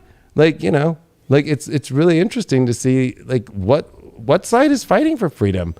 What side's doing everything it can to suppress social media? I mean, it's all out there in the open now. Even Mark Zuckerberg said the FBI hit him up on Joe Rogan last week. Yeah. Well, so this Mars-Venus stuff that's coming up here with Mars and Gemini that's going to square Neptune. it's going to be big for social media. It's going to be crazy. Yeah. Gemini's a big social media sign, and Mars retrograde there is going to be very, the writing's on the wall that some weird shit's about to go down. I mean, obviously there's already been weird shit, but there's probably going to be more banning and suppression of just knowledge, just information than ever before. Hey, even if it's true, that's the crazy part is we have true information coming out that's been fact checked, peer reviewed, and that's the stuff that can't be out. Yeah. Or, you know, I thought I had my live back, but we just tried to go live on my Instagram. Yeah. Nope. I'm blocked from that. And I'm blocked from being tagged. My own girlfriend couldn't tag me in our picture, even though we already had, you know, we put it out publicly, right? But, you know, like think about that. That's pretty that they're crazy. stopping energy of love. Yeah. Right? Like they're stopping energy of love. And that was like the first time I really thought of it from that angle. Like, whoa, my own girlfriend can't tag me to post to her followers and her family and her friends. That's a new experience. It's a new experience, right? Where it was like, it almost like looks like to others maybe like, oh, what, does she not care about him? Or did it like, no, she can't even put me in the post, like my name, like nothing, not even tag the pictures, not even tagging, right? And it's like, for me, it's just like, I could tag myself and then it just disappears. So I can't be tagged. I can't be tagged in a story. I can't be doing a live. So like, you know what I mean? Like, oh, okay. I almost feel like that's a badge. The real badge of like honor right now is not falling for all this crap. And you know what? People have picked their sides. Mm-hmm. I don't think that I think that anybody jumping last ship was because they were on the fence and they know what's right or wrong. But you know, like, gosh, go watch Gone with the Wind again. There is a weird thing about how the people in the South wanted at the end of Neptune and Pisces, they wanted to keep and maintain their way of life. And if you look at the media itself, and it's been liberal for decades and decades and decades, that people don't want reality to evolve back to an original place of individual liberty and individual expression. And they've had these liberal ruled giants ruling the media. And so it doesn't matter if you're left or right, you have been hypnotized into a liberal system that has created now this massive psychosis. And people are going to choose just like in the South, and they try to project that on the Trump movement, or they try to project that on the other movement. It's easy to be in the projections with this Neptune, but it's one where when you look at it, I even said in 1856 with Jupiter and Neptune, the political cartoons for that year were so insane. But again, I told people the only way to see the common thread was looking at, especially when you looked at the slavery ones, where it was like Democrats are forcing free soilers to have slaves pushed down their throats. Mm-hmm. The way they've pushed a shot down people's throats in life, the way that they've pushed mothers that want to protest against with their own civil liberties that they have in the Constitution, that they don't want their kids to learn about gingerbread man in a sexual way, right? As domestic terrorism. I mean, it's pretty easy to see the writing on the wall. I can't even believe that people don't see, because it's the same way in the South, where it was like, wow, they really want to keep holding people as slaves. And it was the Dred Scott case of 1857 that was literally where Dred Scott, who was a slave, went to a free soiler place, and then one of the guys from the South came and got him, and the Supreme Court said, well, he can't be free, because he's a slave. And that's what really, we're at that weird point to where it's like, look at how many people can't come into America because they don't have a shot that doesn't work, that kills people more than, it's all out there. Mm-hmm. Or look at an amazing tennis player can't come here Right. and play, like, because they're probably actually not going to die. Like every other athlete that's got it, that's been dying and dying and dying and falling off their bikes dead and falling in their sleep dead. And what? And what's the one common denominator to that? Being forced to have something, just like being forced to live a certain way. And it was the Southern way of life. It was like this, if just watch Gone with the Wind, and you can see that they even try to, in that movie, show you how they felt like it was such a great life. And then you watch Scarlett O'Hara after the war just break down, and all the soldiers come back broken down. And you see them all not knowing how to do Reconstruction and being like, oh, that's a Yankee here. It's a Yankee. It's a Yankee. It's a Yankee. And it's so weird that it's the same thing again. When you have a government right now that doesn't want to follow the Constitution, wants to deny that of its citizens, the Yankees are the Republicans, which I think is ironic that the Republicans was the form of the party because of this. And the idea of a new version of that party under a MAGA is the same way that the Whig Party was a reformed version to become the Republican Party, where the Democrats have never reformed since the Democratic Republican Party of the Monroe days. They want to hold it all the way. They want to hold it through. They didn't vote for civil rights in 64, right? After Kennedy left. Johnson had to get, the Republicans voted in the House and the Senate for civil rights, and the Democrats did not. The part is the Republicans have always been on the right side of civil rights with slavery. In that instance, well, I mean, I'm not going to sit there and say they have a perfect track record. Bush was the worst president of all time, and his father, and they both did the worst atrocious things of up until what we've seen in the last couple of years. And Patriot Act and all that kind of shit. But it's going to be the political attachment that's going to be everybody's downfall, whatever side that is. There's a common sense morality of like what's right for humanity and what's right in a divine nature with our brothers and sisters that we have to act on and do something about and like make some change. I don't necessarily know with Pluto finishing in Capricorn if the political system that we have, if there is I think they're both going to go through some transformation. You might not agree with me on that. Well, the only reason why I don't agree is because in the Civil War, like my ancestors that were Quakers decided as Yankees, they didn't want to be in the middle of it. So they were able to get on a wagon train and go west. Right. And go to California, which was a Yankee, which was part of the Union, but there was no war going on, right? Nobody has that ability anymore. No. And especially thinking about just getting on a plane to get to another country now, you can't. It's different. Yeah. It's different. So we all have to be through this one.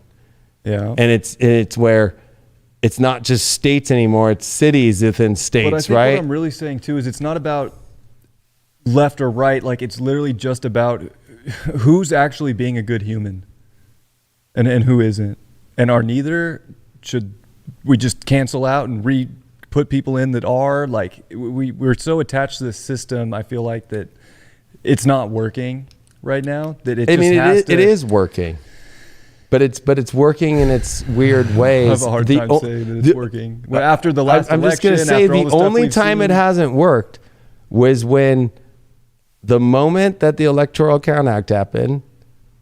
For in Congress, in the Senate, when Vice President Pence started it and it went to Arizona, and then miraculously the breach of the Capitol happens at the exact moment that that's happening.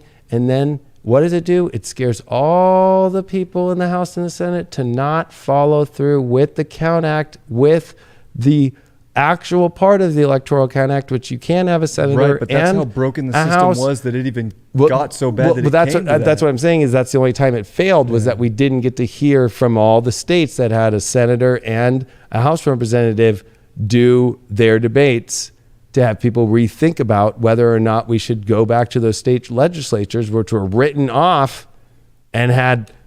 Which is not how the Constitution is written. It's about the state legislature. It's about the people in the state that actually write the laws, not the attorney generals, not the governors of these states that created these crazy voting laws that were not passed through the state legislatures. Look at Michigan. They just had a voting machine that just was sold on eBay, and somebody bought it, and that's impossible from the 2020 election.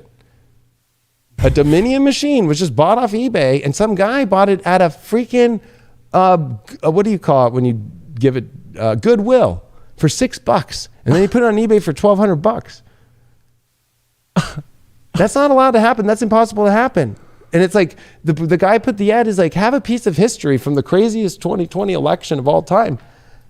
They're just trying to get rid of the evidence because it was the last day, September 3rd, in the middle of this Never heard Labor of Day anything weekend, like that anything about that election could go back. Oh my gosh. That was the last day. And that day happens to be the day where somebody finds a machine and puts it on eBay that day to make a quick not 1,200, but $1,194. What a strange coincidence. What a strange coincidence. So that's what I'm trying to say is that the system's not broken. The system It's being used improperly. and you know who, and it's the side that is saying that it was the other side. I know. I completely agree. It was the side saying it was the other side.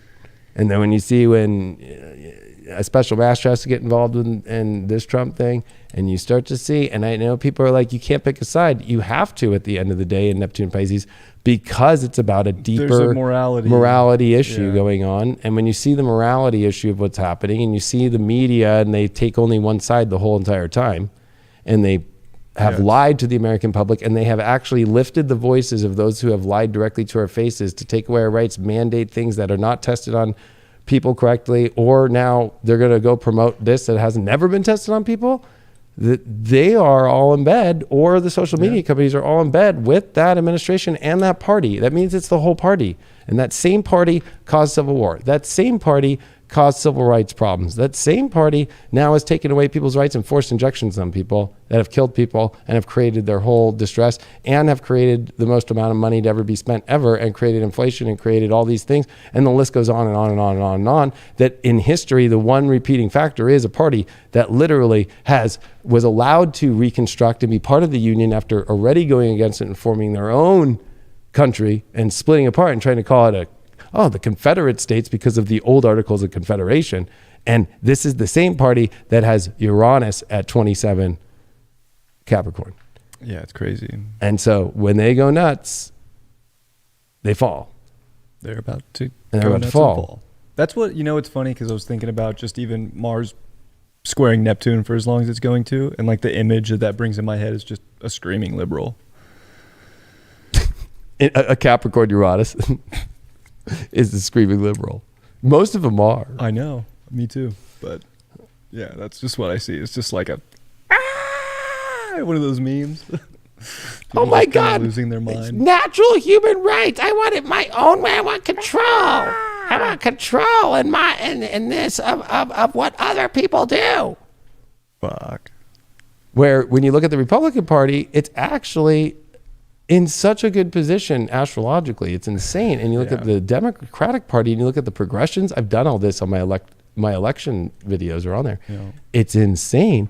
And that's why I haven't been scared. And that's why I know whatever side I'm on. I know what side I'm on because I've done the astrology, I've done the history. And most Democrats don't even realize that they're advocating for a party that was the one that seceded, was the one that didn't vote for civil rights ever. The idea that they voted for civil rights is crazy under a Democratic president who literally had to get the House and the Senate, and there was Republicans who voted for the civil rights movement.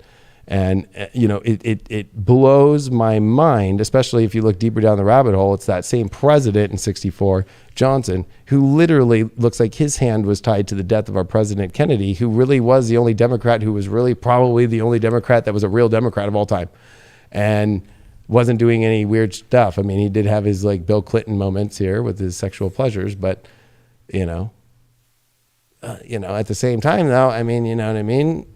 I was listening to a speech of Kennedy about during the Cuban Missile Crisis and his way of delivering it and his way of doing it. And of course, forming things like NASA and creating the idea of going to space and so forth. And his idea of really bringing unity in a country and making it not feel so, you can't really look at Kennedy and go, as a Republican, and be like, I hated Kennedy. It's like, no, actually, everything I looked at, I like Kennedy about, right? Absolutely. And how he was a stronger energy when it came to military. But what's crazy is World War II was all led by Democrats, right? and their ideas of like doing some really crazy bills, and also giving a bunch of money and a bunch of stuff over because they made it look like they were helping people, but really what they were doing was helping themselves for a world war. And so when you see Biden asking for all this money and all this stuff, I mean, and we're in the same transits, it's like, oh, they're setting ourselves up for a world war. They're putting our gear over there. They're putting our money over there. They're buying the assets that they need to, the quid pro quo, which is what they tried to get Trump on, which is crazy. But because what, Giuliani found out about the dirty deals? Like, you know what I mean? Like, that's what his job was to go do, because Biden even admits that he forced the prosecutor there to be fired or else the money won't come through. Like, back in the day. It's crazy. It's one of those moments here where I know that people can get a lot lost in the sauce, but astrology helps you and history helps you to be like, oh, wow, where's the repeating pattern? It's very easy. It's really easy to see in a heroin addict, like, you know, every time they show up at the house and they like have that scratch and they haven't washed their clothes for 2 days and their beard's been overgrown for, 10 days and all the way down to their neck. It's like, yeah, this is when they're using, right? Every time. So it's like every time we get to where they start taking rights away from people and they start dominating over and they start pumping up their own class and they start saying the other side is causing all this crazy stuff, and then especially calling Republicans fascist. I'm like, wait, what? An authoritarian when they're the ones that are the fascists and authoritarians? Right? That's the projection. Right? Trump was Hitler. Right, exactly. When the farthest from it. Oh my gosh. And now we're looking at what actually looks to be Hitler reincarnated up there. It's insane. Blows my mind. Well, I remember I said this off camera, was 1938, right? And that was the year that the man of the year was Hitler for Time magazine. Yeah. But it's so weird that it was a South node Taurus Uranus retrograde on the node. And it was a Taurus that was the one doing something crazy. Now we're in the flip, Scorpio. And it's a Scorpio. So the Hitler would be a Scorpio based off the same. Hey. That's using some astrology. You want some receipts, motherfuckers? Like, that's a receipt. Damn. Like, that's the highest receipt I could ever give to people. It's like, hello, here it is. But you won't hear that from the Rick Levines. You won't hear that. They're too afraid. They know it deep down somewhere in their soul. They know it. Unless they are so lost like a Southerner that they just are so caught up in wanting to keep slavery going. Well, that's and really that way of life. That's really exactly what it is. Like, sure, maybe it's not slavery about race and like putting someone in fields to work, but it is about slavery. It is about a control. It is about you have to do this. Maybe it's not the same exact thing, but if you look at where we're at now as a collective, it's pretty similar. Like, you all have to do this. And you all have to do the way we said that you have to do it, and this is the only way. And anything that's like that is just going to fail right now. Yeah, and then when you have the media saying that was Lincoln's speech of a divided house, which was in 1858, which, by the way, Lincoln didn't get elected.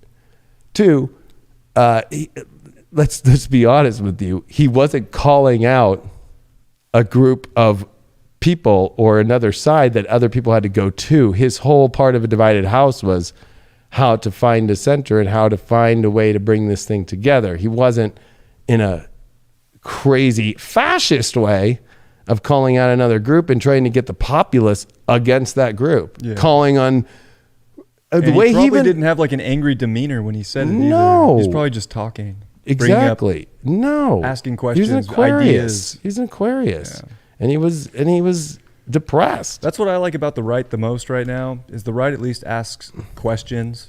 Like Rand Paul's a good example. Like, at least was trying to ask questions and grill Fauci a little bit when nobody on the left wants to ask these questions. They just, yes, sir. Yep.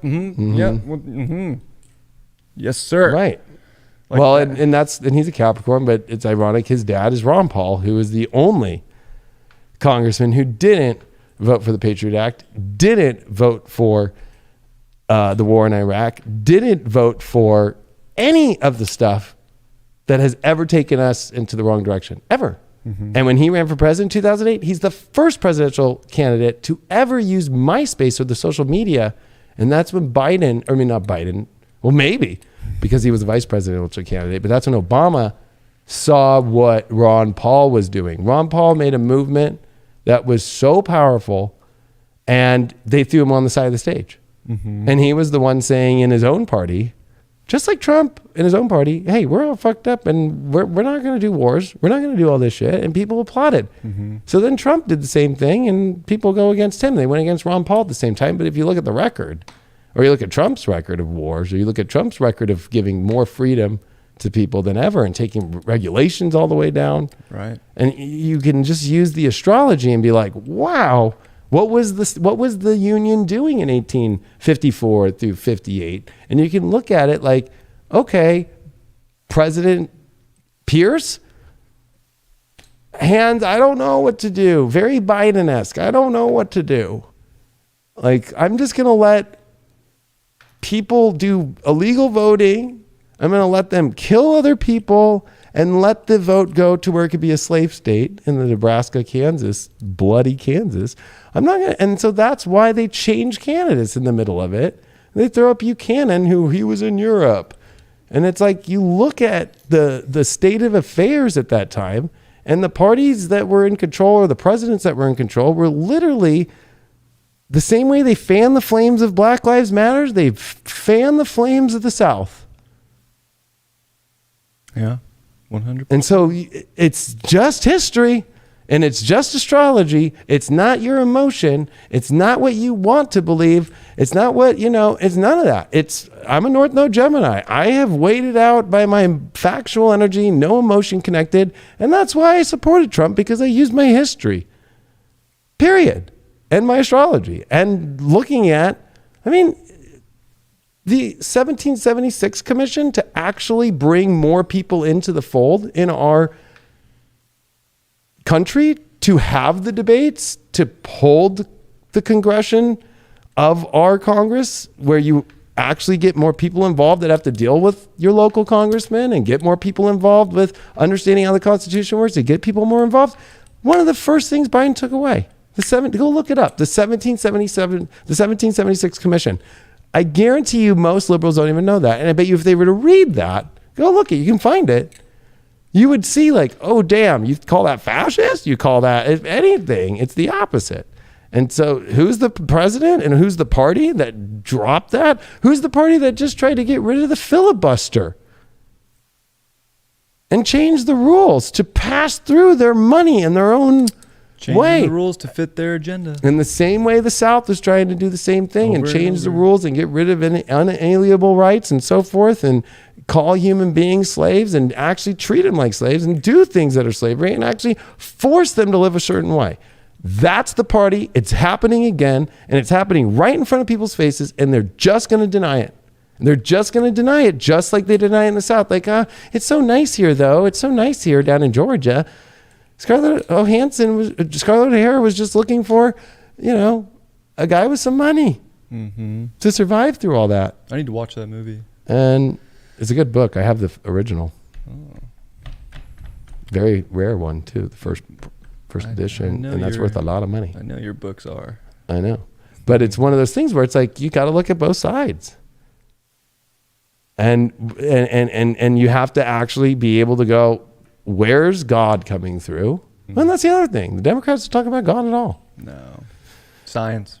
Or when you have the Catholic Church, if you want to talk about God, having problems with Biden, that when you have a president who is being barred from taking communion, that's pretty gnarly. It's pretty gnarly. From his actions and that going against his own religion. I'm not saying that that's right or wrong. I'm just saying like that's just a fact. Yeah, it's very interesting. Right? Claims being religious. That's what I'm trying to say is that, he never says like, God bless America at the end of his speech. He always says, God bless our troops. It means we're going to war. Or how much money he keeps sending to Ukraine. And whoever is going to be Times Person of the Year, they call it Person of the Year now, not Man of the Year. Whoever's going to be Times Person of the Year, I would be terrified. And if they make it Biden, that's Hitler. That's Hitler. You're going to know it's Hitler. You're going to know it's Hitler. Or it's Zelensky, and they're in tandem with that. Because you know who was the following year, 1939, Person of the Year? No. Stalin. So it'll be Zelensky.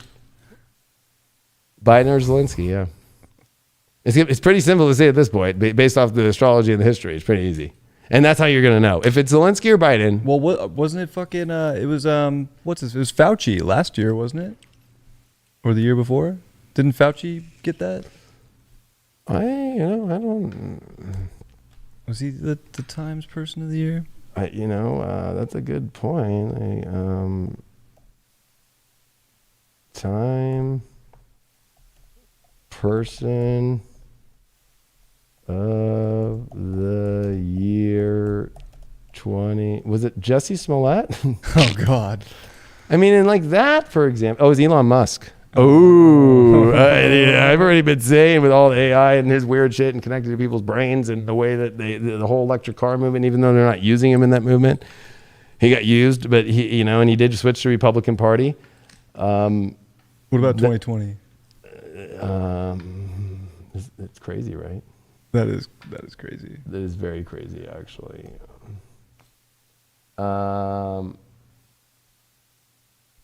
They didn't pick one because it was right. They picked diversity, so they released 89 new Time covers, each showing women in the addition to the 11 already chosen as counterparts to the Person of the Year choices from the past century. Okay. They Rick Levined it.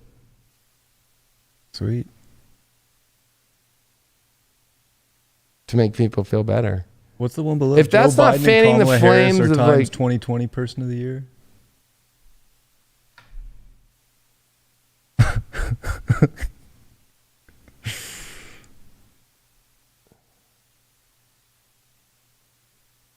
That's kind of scary. Fuck. How does a Person of the Year become two people Well, in this world? here we are. They're not going to show Hitler. They're not going to show, you know what I mean? That's kind of crazy because how is it that they're showing, right? Like, here we go. Like, Oh, yeah. Biden and Kamala. like here, look at that. 38 was Adolf Hitler. 39 was Stalin. Back to back. And we're in that energy, right?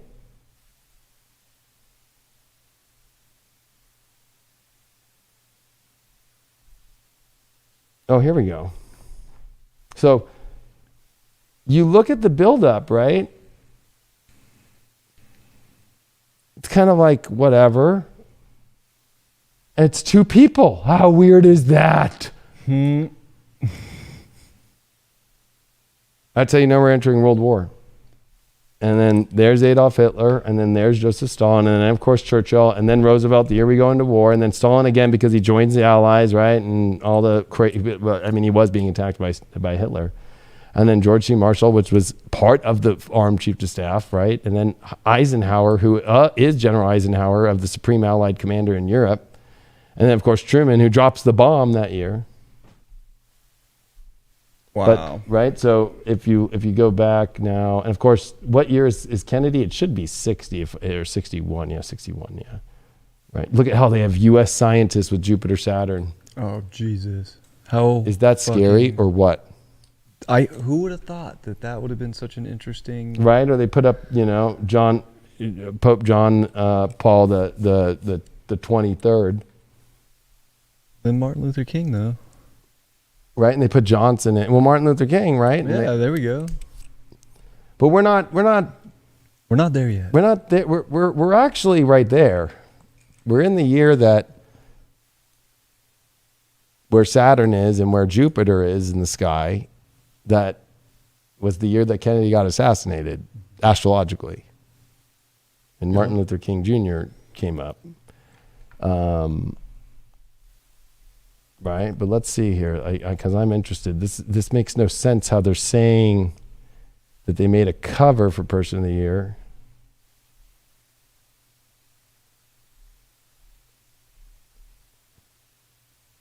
Again, the last time they did two people. So Hitler would be Elon Musk in a weird way. And who really knows what's going on or behind the or scenes it's all with that inversed. guy? I don't know. It's definitely reaching a weird. I mean, I got to be honest. Just intuitively, I don't have like a great intuitive feeling about Musk. No, I almost feel like he's an install. Yeah, I mean, I don't dislike him. I mean, that's what he's trying to do, is in. install things into people's brains. I just don't have like a. And Beatles and shit. Yeah, he just seems very alien, like it's very foreign AI, like Yeah. not really, like a very weird, like NPC boss in the game. No, and so whoever you see as 2022, this is the marker point of where we go to World War. Yeah, I can't wait to see who that's going to be. Now I'm super interested in this. I mean, that never really used to care who the Times Person of the Year was, but it's so well, it interesting makes no looking back at sense to me, history. right? Like they picked two people in 2020, right? And it happens to be our president and vice president. And of course, Trump, because he won in 2016, right? Right. But you try and find again when they do two people. Right before Hitler. Right? Two people. The weird is 60, where it's just U.S. scientists and a beaker. That's very weird. Right? And that was the Jupiter, Saturn, and Capricorn coming into Aquarius, right? The last time it was two people was the year before Hitler's big rise, 37.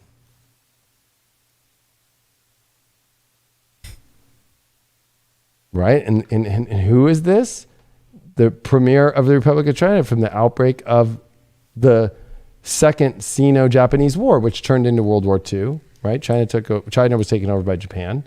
And then Soong was the wife from 1927 until his death, addressed as Madame Chiang Kai-shek by the magazine. She was recognized together with her husband as man and wife of the year. So the last time we had two people represent was man and wife. It's interesting that this time that we did, it was right. And it's female. right, as I said, I predicted in the astrology that we would see on September 1st. I even have the receipt. I put it up. I said September 1st, you're going to see, you need to start thinking of your life like you're living in 38 and 39. And boom. It's interesting that it's connected to China too, because China's such a correct huge right now player right now. Right. And here's Adolf Hitler and next is Joseph Stalin. Like, I don't know what to tell people, but you're on the wrong side. Yeah. You know what I mean? Like, it's gonna get crazy. And then the UK just hired or just, in their parliament, just, picked on the conservative side a new prime minister, a woman, and she just said, right? Like,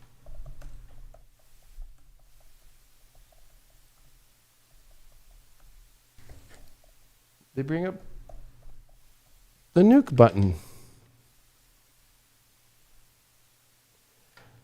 Right? So, got it. Liz Truss, right, is the one who just got picked and would be ready to press the nuclear button if she becomes prime minister, which she just did this weekend.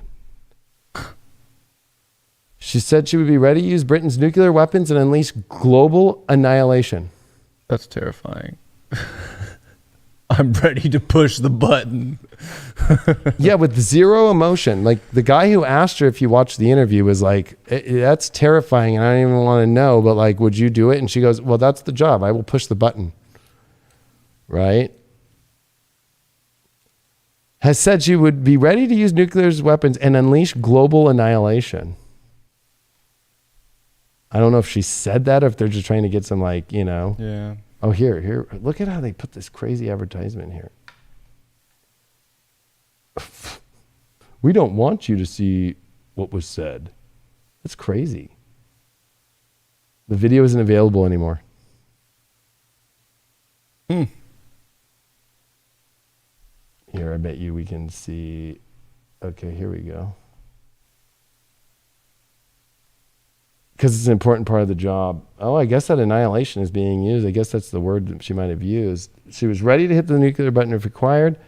The foreign secretary was talking at the Hustlings event at the NEC in Birmingham on Tuesday evening when she was asked about the prospect of the host.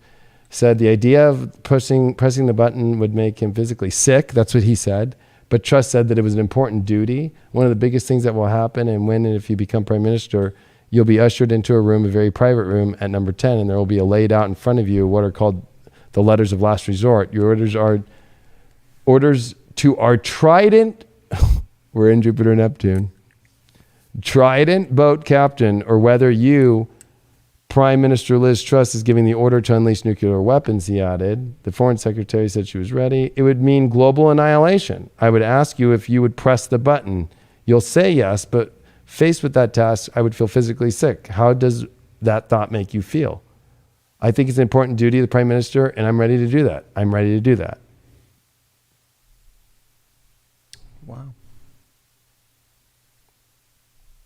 Or, right? So you look at, What a first because week I on the just want to put job. the receipt out there that I said it, right? Like,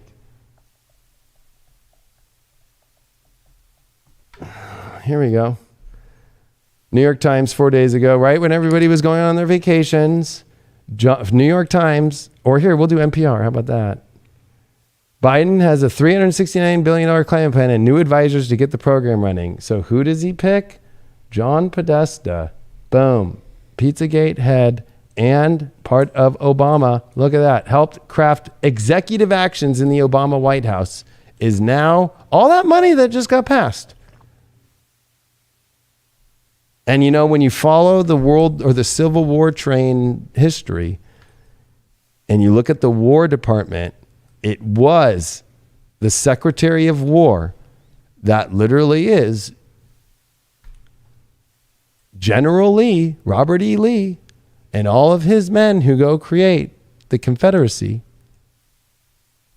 And when you have Obama and all of his people coming in right now, and you have, I hate to go into the Pizzagate stuff, but I hate to say, number one guy in that whole thing is him, and you just give him all the money. Unreal. Like it just passes, and then, give it to Podesta. Yeah, he's great. Just bring him back. He's wonderful. He's about to order a bunch of pizzas and hot dogs again. And you give it to him? And I can't believe I'm not even seeing people talk about this. And again, they're like, oh yeah, we're saving the climate. Hey, they love their narratives. Podesta advised Obama to make greater use of his executive powers when he joined the White House at a time when Congress was controlled by Republicans.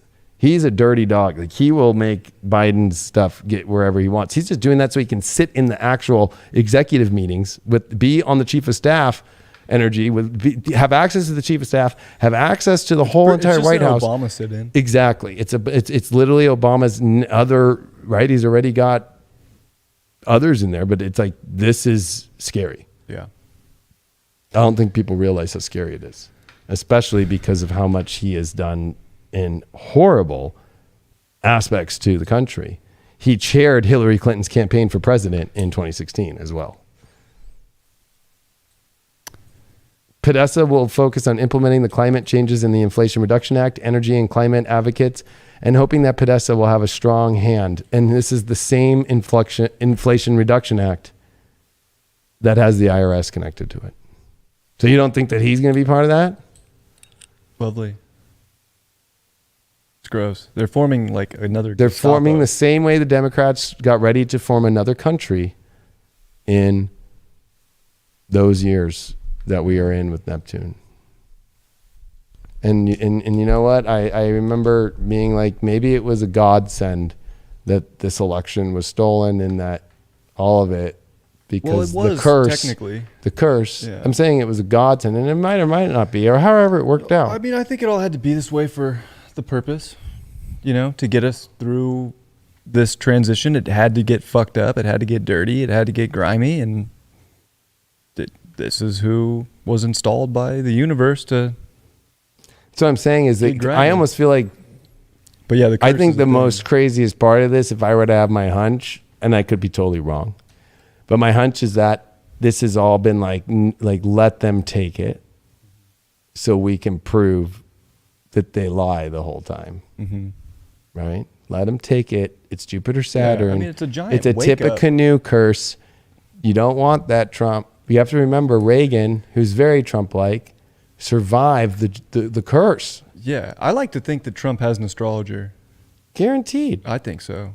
Especially if you have Republicans So- which have used astrology. I think Trump kind of plays it off like he wishes he was in there right now. But I think, Right. there could be something too that's part of an illusion and that's part of the stage and the theater that's going on, because I think you have to look at a lot of the stuff that we see in the political spectrum as stage.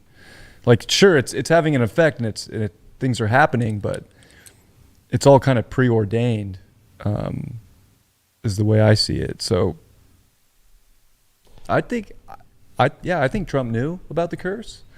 I think he was advised. He was told, here's the plan. I think they all kind of know the plan together, which is the crazy part. Like, I wouldn't be surprised if Trump and Biden,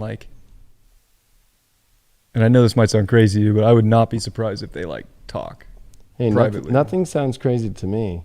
No. How about this? About the special master? Let me show you this. I got all the receipts. So this is one of the things that got brought up about. So NAR informed plaintiff that it would proceed, right? Neither party requested an evidentiary hearing on the motion. Under the circumstances, the court finds resolution of the motion sufficient and prudent on the present record. When you go into, this was entered on 9/5, so this is what it did. With providing the FBI access to the records in question as requested by the incumbent president. Incumbent? As of early as Thursday, May 12th, 2022. Incumbent. So either Imposed as an obligation or duty, lying, leaning, or resting on something else. Yeah, but go look up incumbent president. Incumbent president is a president that is still not elected. Okay? 2, or this means while he was incumbent president, okay, that he was telling the FBI to do this stuff as early. So when they say as early, right, if they say beginning as early as Thursday, May 12th, 2022, right, that could be December 2020. That could be January 12th, January 19th. Or are we still in a country where the biggest lie is that there was no election? There was no real swearing when you have the cages around? Legitimately? That's where I'm at more than anything. I hate with to all be of the it. bearer of that torch, but I mean, that's been the big question, is who's the president, in the way that even it's insane because you can't impeach a non-sitting president, and they Are still trying to impeach they did though. Trump. They did Yeah. impeach Trump when he wasn't president anymore. But does that mean that he is president still? Right. Because We don't. the only this is from the record. What? Here's a the case circus. number, and this was today on Labor Day, when everyone's at home and playing in their barbecues and all that stuff and drinking their seltzers and not paying attention to the world anymore because they've become so lost in the sauce. Of course, you know me, I'm always paying attention to all this stuff. Booyah. The special master gets done because of the extremities of how crazy the situation is, but it's because the records in question, right? With providing, right? So it's like NARA informed plaintiff that it would proceed with providing the FBI access to the records in question as requested by the incumbent president beginning as early as Thursday, May 12th, 2022. That's fucking crazy. 2.5 years in, and we're incumbent president. Incumbent president? Well, that means that when Biden was still not president, that he directed the FBI to do stuff. How do you get that kind of? Well, when you become the incumbent, right? But see, Trump never did ever secede, right? So once you secede, then that's for sure. But he didn't, right? And an incumbent president gets orders of what's happening for top security. So the transition team, right? It's an easy transition. It wasn't an easy transition, especially when Biden just went to, you know, whatever you call it, like, you know, make us signs are us and put up office of the president-elect. President-elect. It's all so fucking... Everything's so... It's like a free-for-all, right? Like, okay, we're just going to do this. This is how it is now. I'm just wondering which president is the incumbent president, too. Like, that's my thing. Like, which one are we talking about? Because it could go either way. It could be because of how it all, you know? It could. Like, Trump's an incumbent president. Biden's an incumbent president. Maybe they all are. Maybe both of them. Like, my whole question, Maybe that's we weird, haven't had a though. legitimate thing in a while now. Maybe it's been like this since 2012, and we just didn't know. Right, and NARA is the National Archives, which is the independent federal agency within the executive branch that is responsible for the preservation and documentation of government and historical records. But it's saying on May 10th, 2022, NARA informed the plaintiff, which would be the DOJ, which would be the executive branch. People need to remember that. Like, whenever the Department of Justice the top of the DOJ is one thing, the Attorney General, but the Attorney General serves under the President of the United States and the executive branch. So the plaintiff is the president, too. Right? Even though it'll say Department of Justice, it'll say United States of America versus, right? Well, the president is the top of that, and the executive branch is, right? So we're at a place to where with all this Venus and Mars shit, I don't know, and especially looking at all the Scorpio stuff coming for a Scorpio that he is, and I don't know. I mean, and then Trump being a Gemini with Mars and Gemini, Yeah. like going over all his stuff and Neptune, and I'm like, what? So, and Neptune's going to square his nodes? Yeah, something big's coming. So anyway, I think this could be a conversation we go on even more on the next episode. Like, it's... Make sure that y'all join highvibe.tv because, and then there's a Labor Day sale right now. Just click on Labor Day, go to highvibe.tv, click Labor Day. And if you want to be part of the awesome High Vibe talent that we're doing an in-person awesome event here, we have a whole event space that we do here. We're bringing events back. We've got all your favorite High Vibe talent here. Natalie's going to be hosting a panel. Brian's going to be doing his own astrology lecture. I'm going to be on the panel. Dylan, the human design maven, Lauren and Erica and their new show. And then, of course, it's going to be one to remember. And you can also live stream it and watch it live. And we're calling it the last full moon of summer. Where is the reality going? So both are there. And my Labor Day sale goes until the end of this week for all High Vibe schools, subscriptions. So if you've never wanted to subscribe and now you do, you can get 20% off subscription, 6 month, 3 month, or 1 month right now. I got highvibe.tv, click on the Labor Day. And I'm doing that till the end of the week. And then, of course, the awesome event that we're doing on Friday, the last full moon of summer. There's a lot more to it, but it's all those links are below. Yep. Go check them out. Go check them out. Appreciate you all. Appreciate you, Brian. We'll see you all on the next Spiritual Daddy.